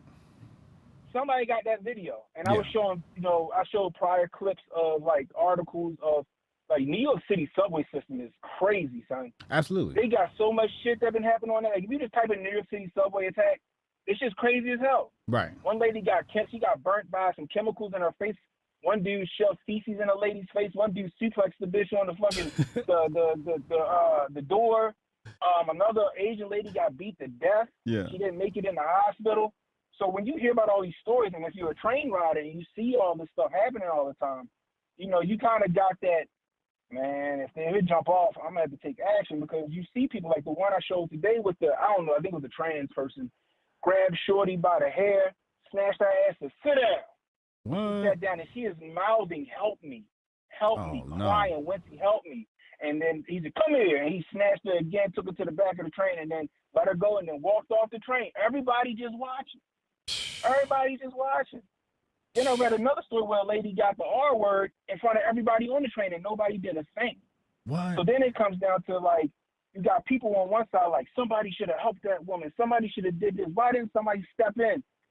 And then you got this story here where we don't know the full what happened. Well, let's just say, for the sake of argument, Jordan Neely, he tried to hurt somebody. And now you got the Marine that stepped in when nobody else was going to step in. And he killed him. He killed him by mistake. Now, the thing is, did he really kill him? If he died later at the hospital, did he have drugs in the system that kind of contributed to that shit? Because I've held people in a choke until the police came before. Like I said, I was a bouncer. Yeah. You know what I mean? And you like you said, when you got a skill, you know what I mean? You know how to put that pressure and make them comply, and you know how to let that pressure go. Yeah. You know what I mean? Also, with being a wrestler, I know how to transition into other positions to kind of keep control at the same time, not let the person up, right? Right. But at the same, the Boston Crab. Exactly. The Boston Crab, the figure four, baby. Fucking the triangle choke. I don't know, but the thing about it is that did the kid deserve to die? No, I don't think he deserved to die. I think that he was a victim of some circumstances. Like, he got his record. People want to deem him like, oh, he had 42. Now, to a certain extent, that actually, I mean, it kind of matters. You know what I mean? Because it gives us the insight into who he was. Yeah. You know what I mean? But at the same time, it's like Unc said, society failed this kid. If you had to, arrest this kid or whatever 42 times, why was he still on the street? Why wasn't he in some treatment? Why wasn't he in some kind of home? Why wasn't he, in jail or whatever for whatever? Because allegedly he tried to push somebody onto the train tracks from the platform. Yeah, threatened like or something. If you had to arrest this guy and he had 42 prior incidences, why didn't the state, do something with him? We got to get him. Yeah, why? That's why we need to bring back the nut houses, yo. Yeah. We need to bring back the nut houses. And this is what I was talking about sometimes. It can go both ways when I say, they wait to, time to get a chance after chance after chance after chance, right? Chance after chance until they finally do the ultimate act of killing somebody. Now all of a sudden it's a travesty. Or they get killed, and then everybody want to march for them. You know what I mean? Like, for example, where I work at, a lady came in there tripping. She wasn't trying to leave the building. I work in a secure building. Somehow I don't know how she got in. She wasn't trying to leave. She was bad shit. And police had to put hands on her. They took her to Central Butlins, bro. They let her go right then and there on the spot.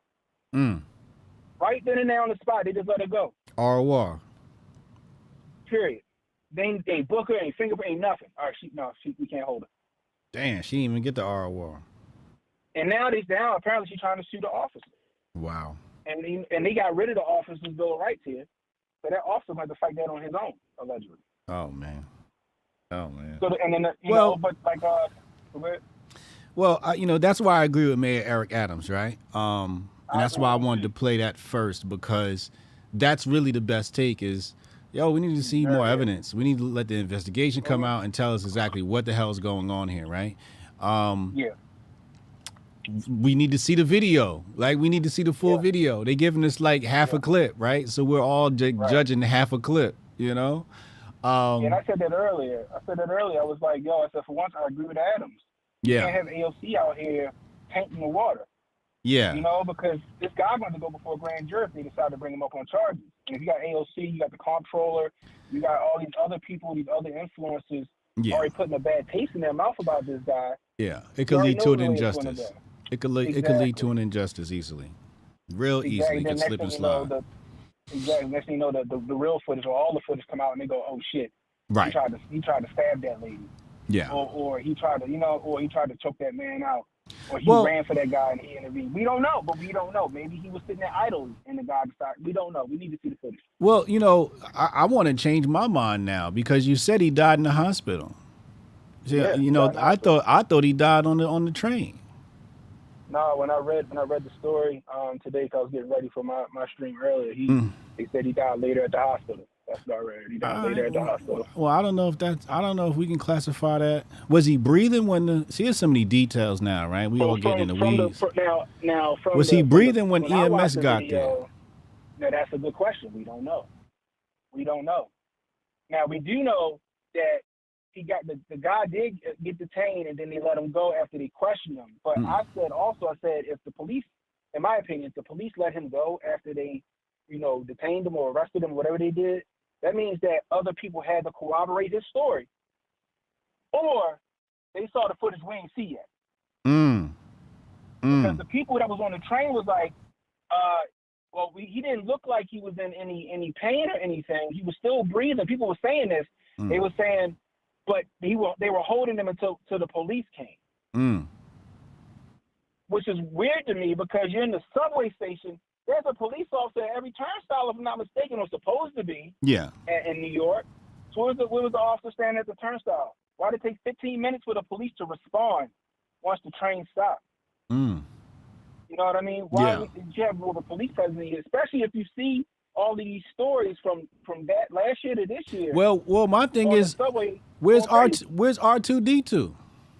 Where's the snitch by? Goddammit! Where's the snitch by? by? Snitch by could have threw out some taser prongs and lit him, and let him ride the lightning for a little bit. Where's J5 at and fucking Blank Man? Where's Blank Man and J5 at? Goddammit! Didn't they deploy him already, or they only deploy him uptown? Yeah. They only deploy him in Manhattan. Yeah. You know what I mean? They ain't deploying down in Brooklyn. They deployed them where the money at. Send R2D2 down into the subway. That's where they need him at. Talking about, we gonna let him loose. Test that motherfucker with some bums in the subway. See how he do. Yeah. They roll up on him and piss on his ass and throw that R2D2 on the tracks. They're gonna be upset. Right. Exactly. That's exactly what happened. But like I said, I just want to see the rest of that footage. I think the police seen it, and I think that's probably why they let the guy go. Because think about it, who's the DA? Alvin Bragg's the DA, the same man that's ready to prosecute that bodega owner when he defended himself from the guy that attacked him in his store. Remember that story? Yeah. You know what I mean? He locked him up and ready to prosecute him until the people spoke up. Yeah. But now y'all let this guy go. It's like he said, like Bo Fack said, it's a gift from the Grift guards. Like, you got a white man, as white as white can get. Yeah. You know what I mean? Blonde hair, blue eyes on on a black man. Mm. That Alvin Bragg should have been all over that shit. Right. But they let him go, and I'm like, well, why? You know, maybe the police has to have some information that we don't know. Whether it's all of the people on the train. Yeah. It's like, nah, this is what he did, and this guy saved us. Yeah. Or somebody can't like, hey, this what happened on his camera, and they're like, oh, all right. Yeah, they got evidence that we ain't seen yet. They slow dripping this. Exactly. You know why they slow dripping? They slow dripping this. They gotta milk this. I meant to say that earlier. I meant yeah, exactly. Grifting season. Exactly. I meant to say that earlier. I'm glad you brought that up. Because I meant to say that, you know, in grifting season, sometimes they'll slow cook a grift. Because remember, I broke it yesterday, and then it came out today, and then, you know, but it's the weekend, so they got to figure out how to make this thing cook overnight. So you know what's going to happen? Friday, we're going to get the new footage, so Saturday, the marching could start. Oh, you already know. Or the marching is probably already set for Saturday and Sunday, because you notice this stuff always happen right before the weekend break, right? It's Thursday, Hotep Thursday. Don't it always happen on Hotep Thursday? Always happen on Hotep Thursday. It must be something with Thursdays. You know what I'm saying? It's so they could ride the story out over the weekend, because the journalists get the weekend off. Yeah, plus they want them to do all the rides and shit during the weekend. Right. Everybody got the most time to do shit. Yeah, so they're gonna have the protesters out there Saturday through Sunday. Now they might, if the video vindicates the Marine, then they won't air that till Monday. Right. They're gonna let the protest wild out all weekend, then come out Monday and be like, "Oops, my bad." You know, he was look all at all right. the talking. Look at all the talking heads already. Yeah. All this white supremacist did this. You know what I mean? He lynched them. It was a lynching. Yeah. And I'm like, what? Oh, okay. So I said, let your mother or your daughter or your wife. Like my wife, I told her I don't want her riding the subway no more. Mm-hmm. Because the same shit be happening here. The crazies be on the subway, or these badass kids be on there fucking with people. Yeah. You know what I mean? So it's like, and I don't get on the subway, and if I do, I'm strapped up. Y'all might see Canada Hotep on the news because I done pop one of these motherfuckers. You know what I mean? I ain't playing. But the thing about it is that, you know, white supremacy, they already pushing that narrative. Yeah. They're already pushing that narrative. And it's sad because we don't have all the footage. We don't got all the evidence. You would think that people would learn by now. All right, let's wait until everything comes out. Right. But they, you know, everybody needs their civil rights moment. Everybody needs it's almost like, I think Jay said it before, like it's almost like they wish the hoses was brought out on them. Yeah. You know what I mean? Yeah. They want the Rottweilers and the German Shepherds and the hoses brought out on them. Everybody looking for the civil rights fight like their grandparents had. They want Uncle Hotep. Uncle Hotep said, "Let me hold the hose. I let the dog go." My father said, "Let me out there." He said, "I've been around out of all the rubber bullets." Yeah. Anyway, I ain't gonna hold. I'm gonna let you go. Hotep and Bill. And I see how y'all gonna have me on the thing racking the blicky in the fucking McDonald's line, bro. Was you racking the blicky? I was racking the blicky in McDonald's line. I was like, look at this. I hear clacking with the jar. Like, oh Lord. Is that legal? Yeah, it's legal. Oh, It's Vegas. I'm legal. I'm legal in 40 states. Vegas is one of them. Oh, all right. Well, let them know we got the blicky out. You know what I'm saying? We're sitting there looking like we about to roll up on somebody and shit. We 6 deep like we about to roll up on somebody. Yeah, you know, we don't fight like white men. Nah, meanwhile, we ordering Big Macs with a side of fries and sauce. Reckless on the content. All right, so Hotep and Bill. Hotep and Bill, yo. It's Cannon. I don't know, man. He died in the hospital. I don't know, man. This is getting juicier by the moment. You know, it's still sad that he passed, but you know, if he passed in the hospital, I don't know if we can call that a murder. I thought he just, you know, that was it. But we gotta wait and see. Was he alive when EMS showed up? What happened there? I want to know. Well, actually, I don't want to know. I'm lying. If we're going to talk about it, I want to know. But I'd rather not talk about it. Call from BB Hotep. BB Hotep, what up, man? What's up, man? Hey, I was just calling, man. This whole situation is just real sad. You know, like I know whoever it was, Cal, earlier said, like, man, it's sad that we even gotta talk about this kind of stuff. But man, it's really sad that like people just don't value life anymore. Yeah. Like you got so many people, and you see it. I mean, it starts with the whole abortion thing. Like if you don't care about the life before it becomes a full life, before it gets out the womb, what, you think they're going to care about people that, can't fend for themselves, that mentally unstable and stuff like that are working in the, mentally unstable that are having to dance in the subway to make money for themselves. Yeah. Go get a job, Yeah. Are you really pro-life?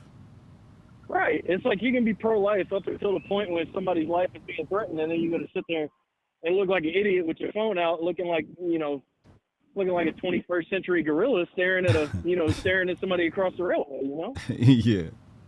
It's just like you go stand there, and it's not like, hey, why don't we try to de-escalate this conflict? Why don't we try to help the guy? Why don't we, whatever it is? It's like, hey, man, let's just, hey, he's choking somebody out. Hold on, let me grab my phone. Yeah. Like, it's wild. Like, I was talking to somebody yesterday. I was like, man, we got to be the most brain dead generation of people that when you see somebody in a crisis, you see somebody in a crisis, and what's the first thing you do? You pull your phone out. You see somebody tweaking on the side of the street. It's like, oh, let me pull my phone out.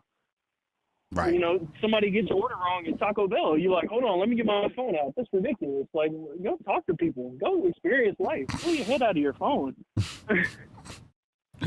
And that's why I suck. I thought about that the other day. As a content creator, I really suck at, when I go to these events, I suck at getting content because I'm so in the moment that I don't think to pull out my phone and be like, oh, I got to record everything. So when I come back, people are like tagging me on these videos, and I'm like, damn, I didn't have any, because I'm just so like living in the moment. I'm having a good time. I'm networking. I'm talking to people. It's really odd to me.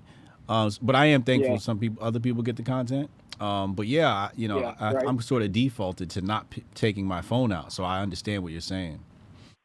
Yeah. And it's crazy too. Like, I come from a kind of a religious, Christian background, and my whole thing was like, hey man, if I see somebody tweaking on the street, I'm not going to be like, oh, let me get my phone out and make fun of this guy. Right. It's like, hey man, how can I help you? What do you need? Like, you need a burger? Do you need, let's call it a hotline. Just to pray for you, Yeah. It's just like, it's absurd to me that people are just like, oh, hey, look at this dude. It's like, oh, I'm not going to help him. That takes me out of my comfort zone. Like, dang, remind me where that was like something that we were just called to as people. It's just like, oh, just live in your comfort zone. But yeah. I just thought I would call in, man, because like that's the biggest thing that I see, like with just culture in general today. Is it's just like nobody cares about life anymore. Everybody's so worried about clicks and worried about this, and like you can grift off of somebody dying. That'll get you more clicks than somebody living. Than somebody that's made it out or something like that. Somebody gets out of jail, they're like, oh, that's not going to get any clicks. It's like, oh, but look at this dude. He got ran over by a car. That's the power. Why are we looking at that? That's the power of the grift. Man, the power of the grift, man. Now I see why people are on the dark side of it. That's why. That's exactly why. And I talked about this the other day. So on the dark side of the grift, you'll have really fast growth. You'll go far really fast, but you'll be on you'll have a sand foundation.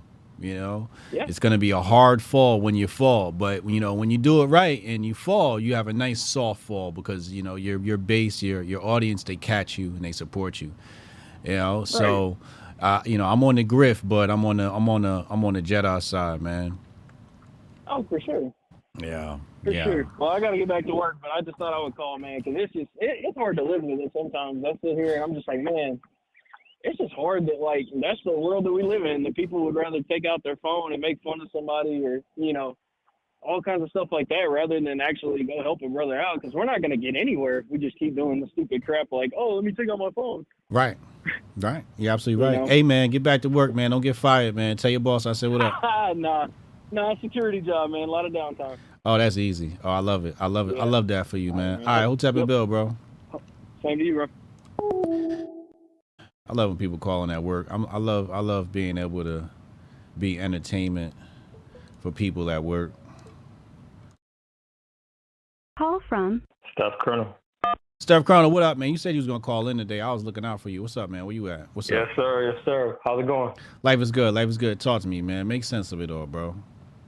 All right, man. So, as somebody that worked in Penn Station, New York for like years. Oh, man. Wait, Penn Station, New York? Penn Station, New York. I'm New York, Penn Station, right under Madison Square Garden, right? Yeah. Worked there for years. All right. Mm-hmm. Something like this exact situation happened in Penn Station about 2 years ago. So it happened, but only reason why, and it didn't make any news, by the way. And the only reason why it didn't make news because it was two homeless people involved. So, can't make nothing of it. And mind you, this shit happened during rush hour. So, this transient, he used to walk around, again, a lot of these homeless people, they have serious mental issues, doing drugs and stuff like that off the K2. I was telling Cannon earlier. K2, they do that shit heavy in Penn Station, right? Okay. So these dudes be tweaking, bro. Yeah. Tweaking, right? Dude used to go up to the ticket windows and talk shit to, employees. We would just be like a menace to the police and stuff like that, just doing a whole bunch of shit. Yeah. One day he goes into the bathroom and goes in the bathroom on 7th Avenue and messes with the wrong person. They get into a fight. Dude puts him in a chokehold and keeps him in the chokehold for probably, from what I was told, I don't know if it was 7 minutes or something crazy. Mm-hmm. Dude wouldn't let him go until the Amtrak police showed up. Okay. I think I might have been like 7 or 10 minutes. He died. Dude ended up dying. This happened during rush hour in the bathroom at Penn Station. Damn. Okay? This is probably like almost 2-3 years ago. I'd never go into a Penn Station bathroom. Yo, never. And the women's bathroom I don't even know where it is. Ladies don't even do it. Ladies don't do it. The women's bathroom works. I don't even know where the Penn Station bathroom is. Exactly. You ask me where it is, I'd be like, I don't know. I would never even think to go in that much.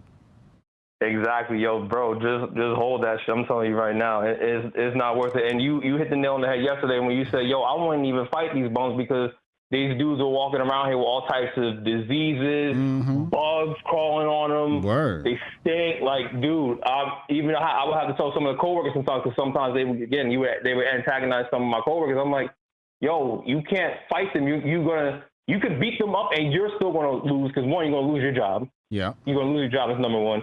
Number two, you might end up compromising your health because you might end up getting some disease. They bite you or scratch you. Yeah.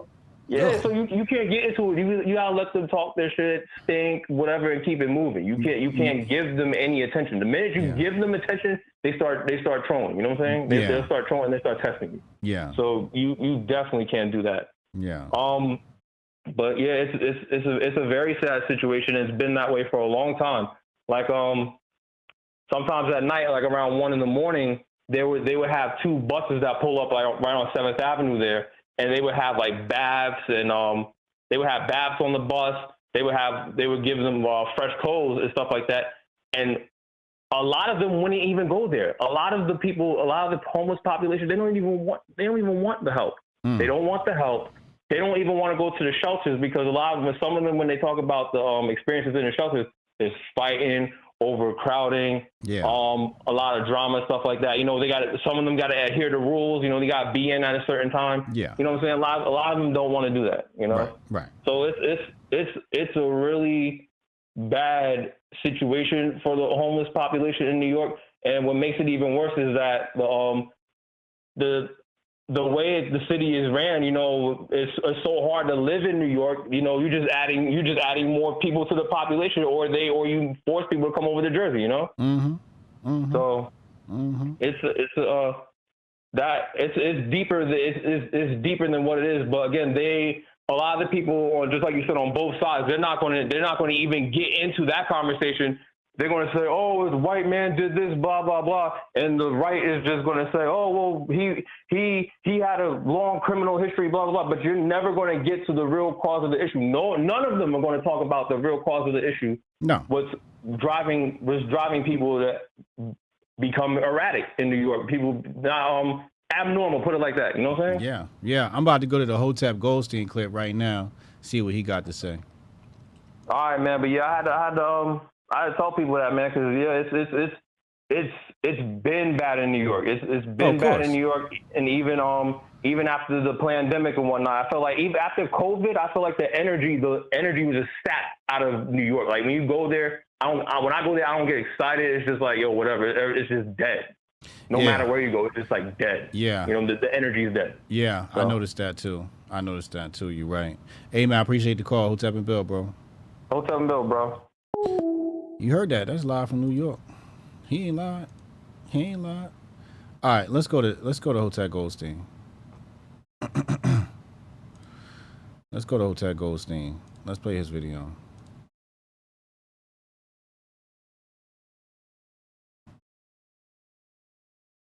The caption of this says, again, Matt Walsh is a distraction. Bold claim. Let's see what he say. Let's hear him out, though. This what we doing today? Jordan Neely, this what we doing. Again. We got to stop this. We can't keep letting these motherfuckers pull on our heartstrings like this. Jordan Neely, the white... He gets it. Tugging on the heartstrings. He gets it. The emotional thing. That's what the other caller was talking about, where he said, what did he call it? Like outrage porn or something like that? Boy who killed him. Neither one of the story. The real goddamn story is the mental health crisis in this fucking country. He's right. And that lends to what Uncle Hotep said. Uncle Hotep said, you know, we have failed him. The society that he was born into has failed him and made him this human being that he is. New York City failed him. If you really think about it, it's at the root of all of our... And you know, sometimes people want to put it on the individual, and I get that. I don't want to argue that. However, let's put this on the screen. We're going to come right back. Let's come right. Let's travel down memory lane. All right? Let's go here. Let's go here. Let's type in...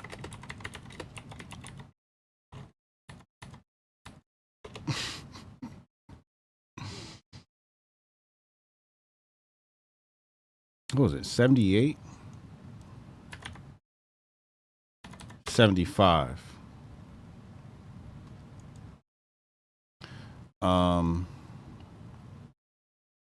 night New York saved itself from bankruptcy. Is this it? Is this the one?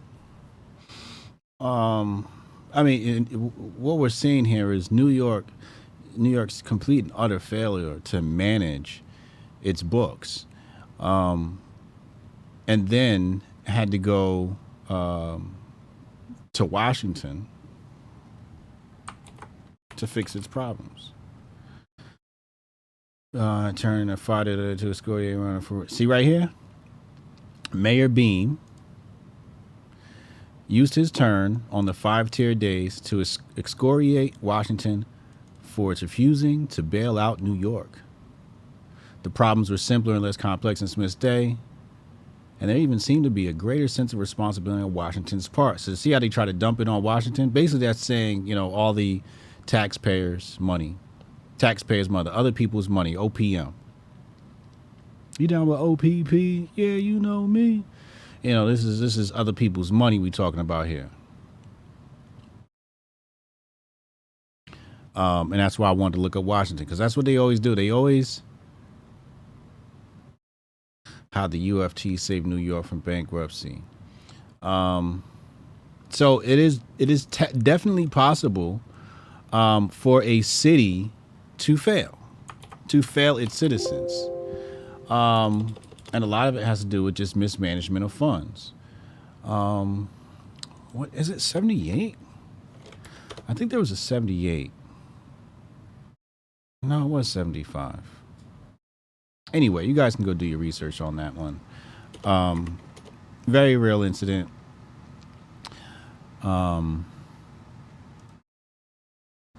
Here's one. How bankers and technocrats used the 1975 fiscal crisis to permanently reshape New York, as the city was on the brink of bankruptcy, but it doesn't talk about the bailout.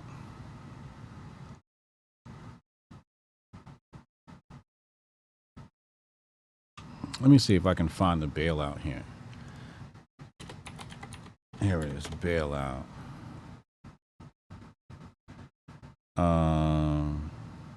Let's see if it's in here. The hardline stance. Almost went bankrupt, right? You see what it says right here. 1975, New York almost went bankrupt. And they basically said, oh, we can't allow it to, fail because there's so many black people here and, minorities, and the minorities are going to be hurt. It said the city of New York is unable to pay its debts or obligations as they mature.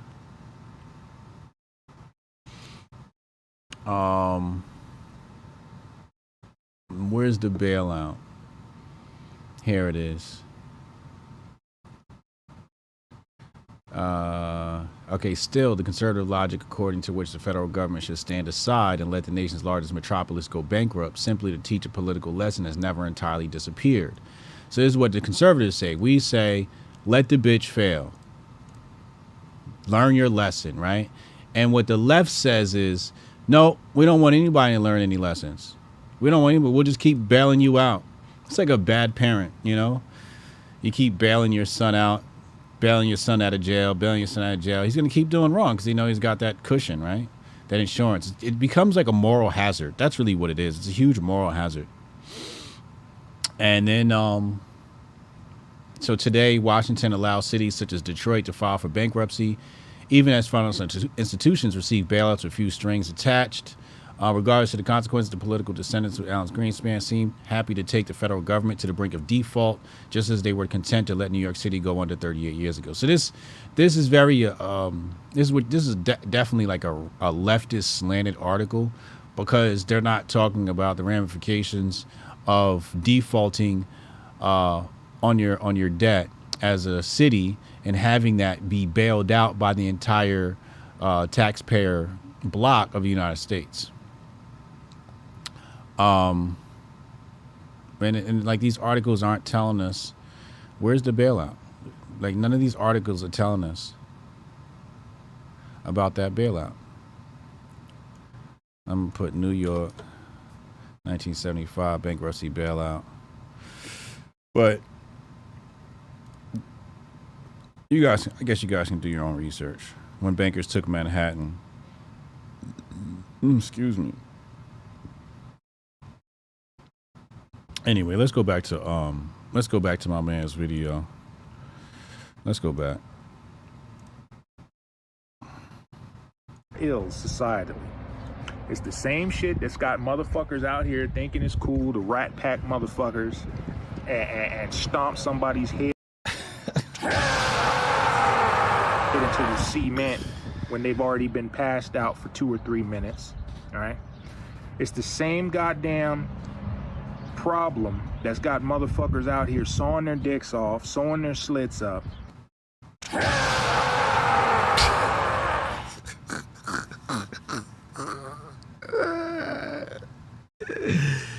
AI can never replace us. AI can't replace Hotep Goldstein. You just can't. The infiniteness of human consciousness farly outnumbers the infiniteness of AI. Right? It's the same goddamn problem that's got motherfuckers out here shooting up schools and all kinds of other shit, right? But because we never focus on it, it continues to happen, right? School shootings, we want to focus on guns, and then we want to focus on gun rights.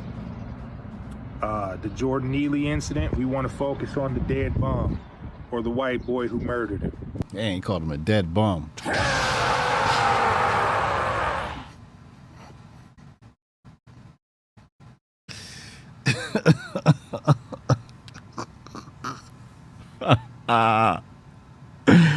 Could you imagine ChatGPT describing him like that? The dead bum. We'd be really concerned if the AI called Jordan Neely the dead bum. We'd be really concerned. Hotep Goldstein says it, and it's hilarious. The dead bum. Let me tell you something. That's the New York subway we talking about. I know a lot of New York niggas, right? One thing I know about New York niggas is they don't tolerate a lot of silly shit, right? That's true. Jordan Neely had that coming eventually. You wilding out on the train, eventually somebody's gonna hand you your hat. It just so happened to be a white Marine. Ironically. But he managed to avoid all them New York niggas, but he wasn't gonna do it for long. And had it been a pack of New York niggas fucking him off, we wouldn't know Jordan Neely's name today. We wouldn't. That's a bar right there.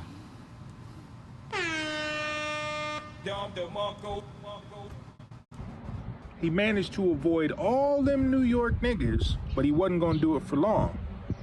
And had it been a pack of New York niggas fucking him off, we wouldn't know Jordan Neely's name today.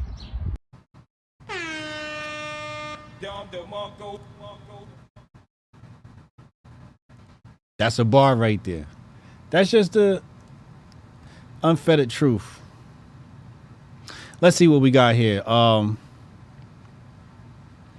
Boris Kofievich, the salient question: how much crazy do we expect people to tolerate on a daily basis? Bolshevism loves crazy because it manufactures propaganda. Yeah. How much crazy do we expect to tolerate on a daily basis? I think we're like drowning in it right now. We're drowning in it right now. Drowning in crazy. Jabari Judah, member for 1 month. People care about homeless when they die, not alive. Oh, man. Y'all just speaking sense now. Absolutely insane. Absolutely insane the world we live in right now. Let me check the trending topics real fast. See if there's any. Star Wars is trending. Why is Star Wars trending? Oh, May the 4th be with you. Duh. Hotep, you're a genius. HotepJesus.com. Okay, so Star Wars is trending, which makes sense. I think that new game dropped too. What's this Rogue One? Is Rogue One the name of the game? What is Rogue One? Oh, Rogue One was the movie. That's right. Rogue One was the movie. That was the movie joint. Ashton is trending. I don't know if I want to know why. Guardians of the Galaxy comes out tomorrow. Darth Vader's trending. It's definitely a Star Wars-y day. Something about Roger Stone.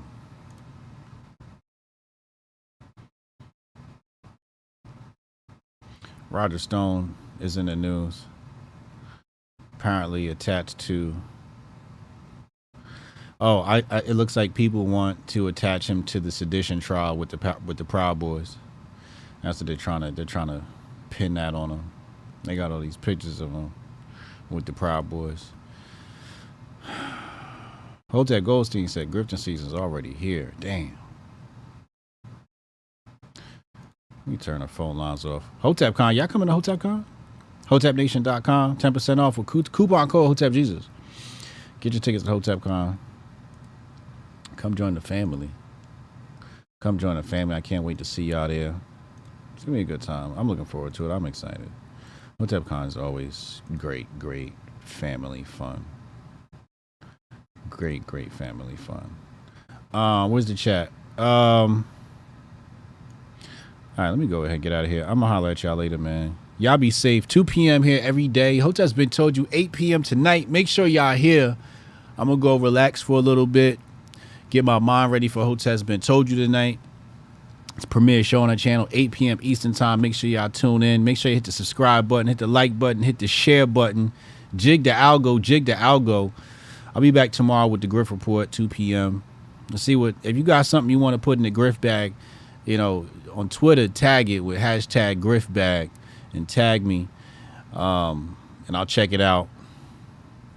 And we'll see if we'll consider it to be added to the Grift bag. It's got to be good though. It's got to be good to make the Grift bag. Got to be able to teach a lesson from it. Master Focus, use code 10 off. Shout out to K. Salute. Appreciate you, K. I'm out y'all later, man. Didn't listen to me then. I bet they feel me now. Tom, don't let me lose it. The booth not about to prove it. I set goals and pursue it. You the best to never do it. Invest my money talking fluent, stupid, ducking the Judas. It broke my heart, but over my eyes, you have no honor. I have no choice. Chasing the commas till I'm gone. I've been left for a minute. On my way home, mama, I promise, got caught up in it. Damn. Everybody eats when I'm batting at the plate. First, second, third, home, $1 million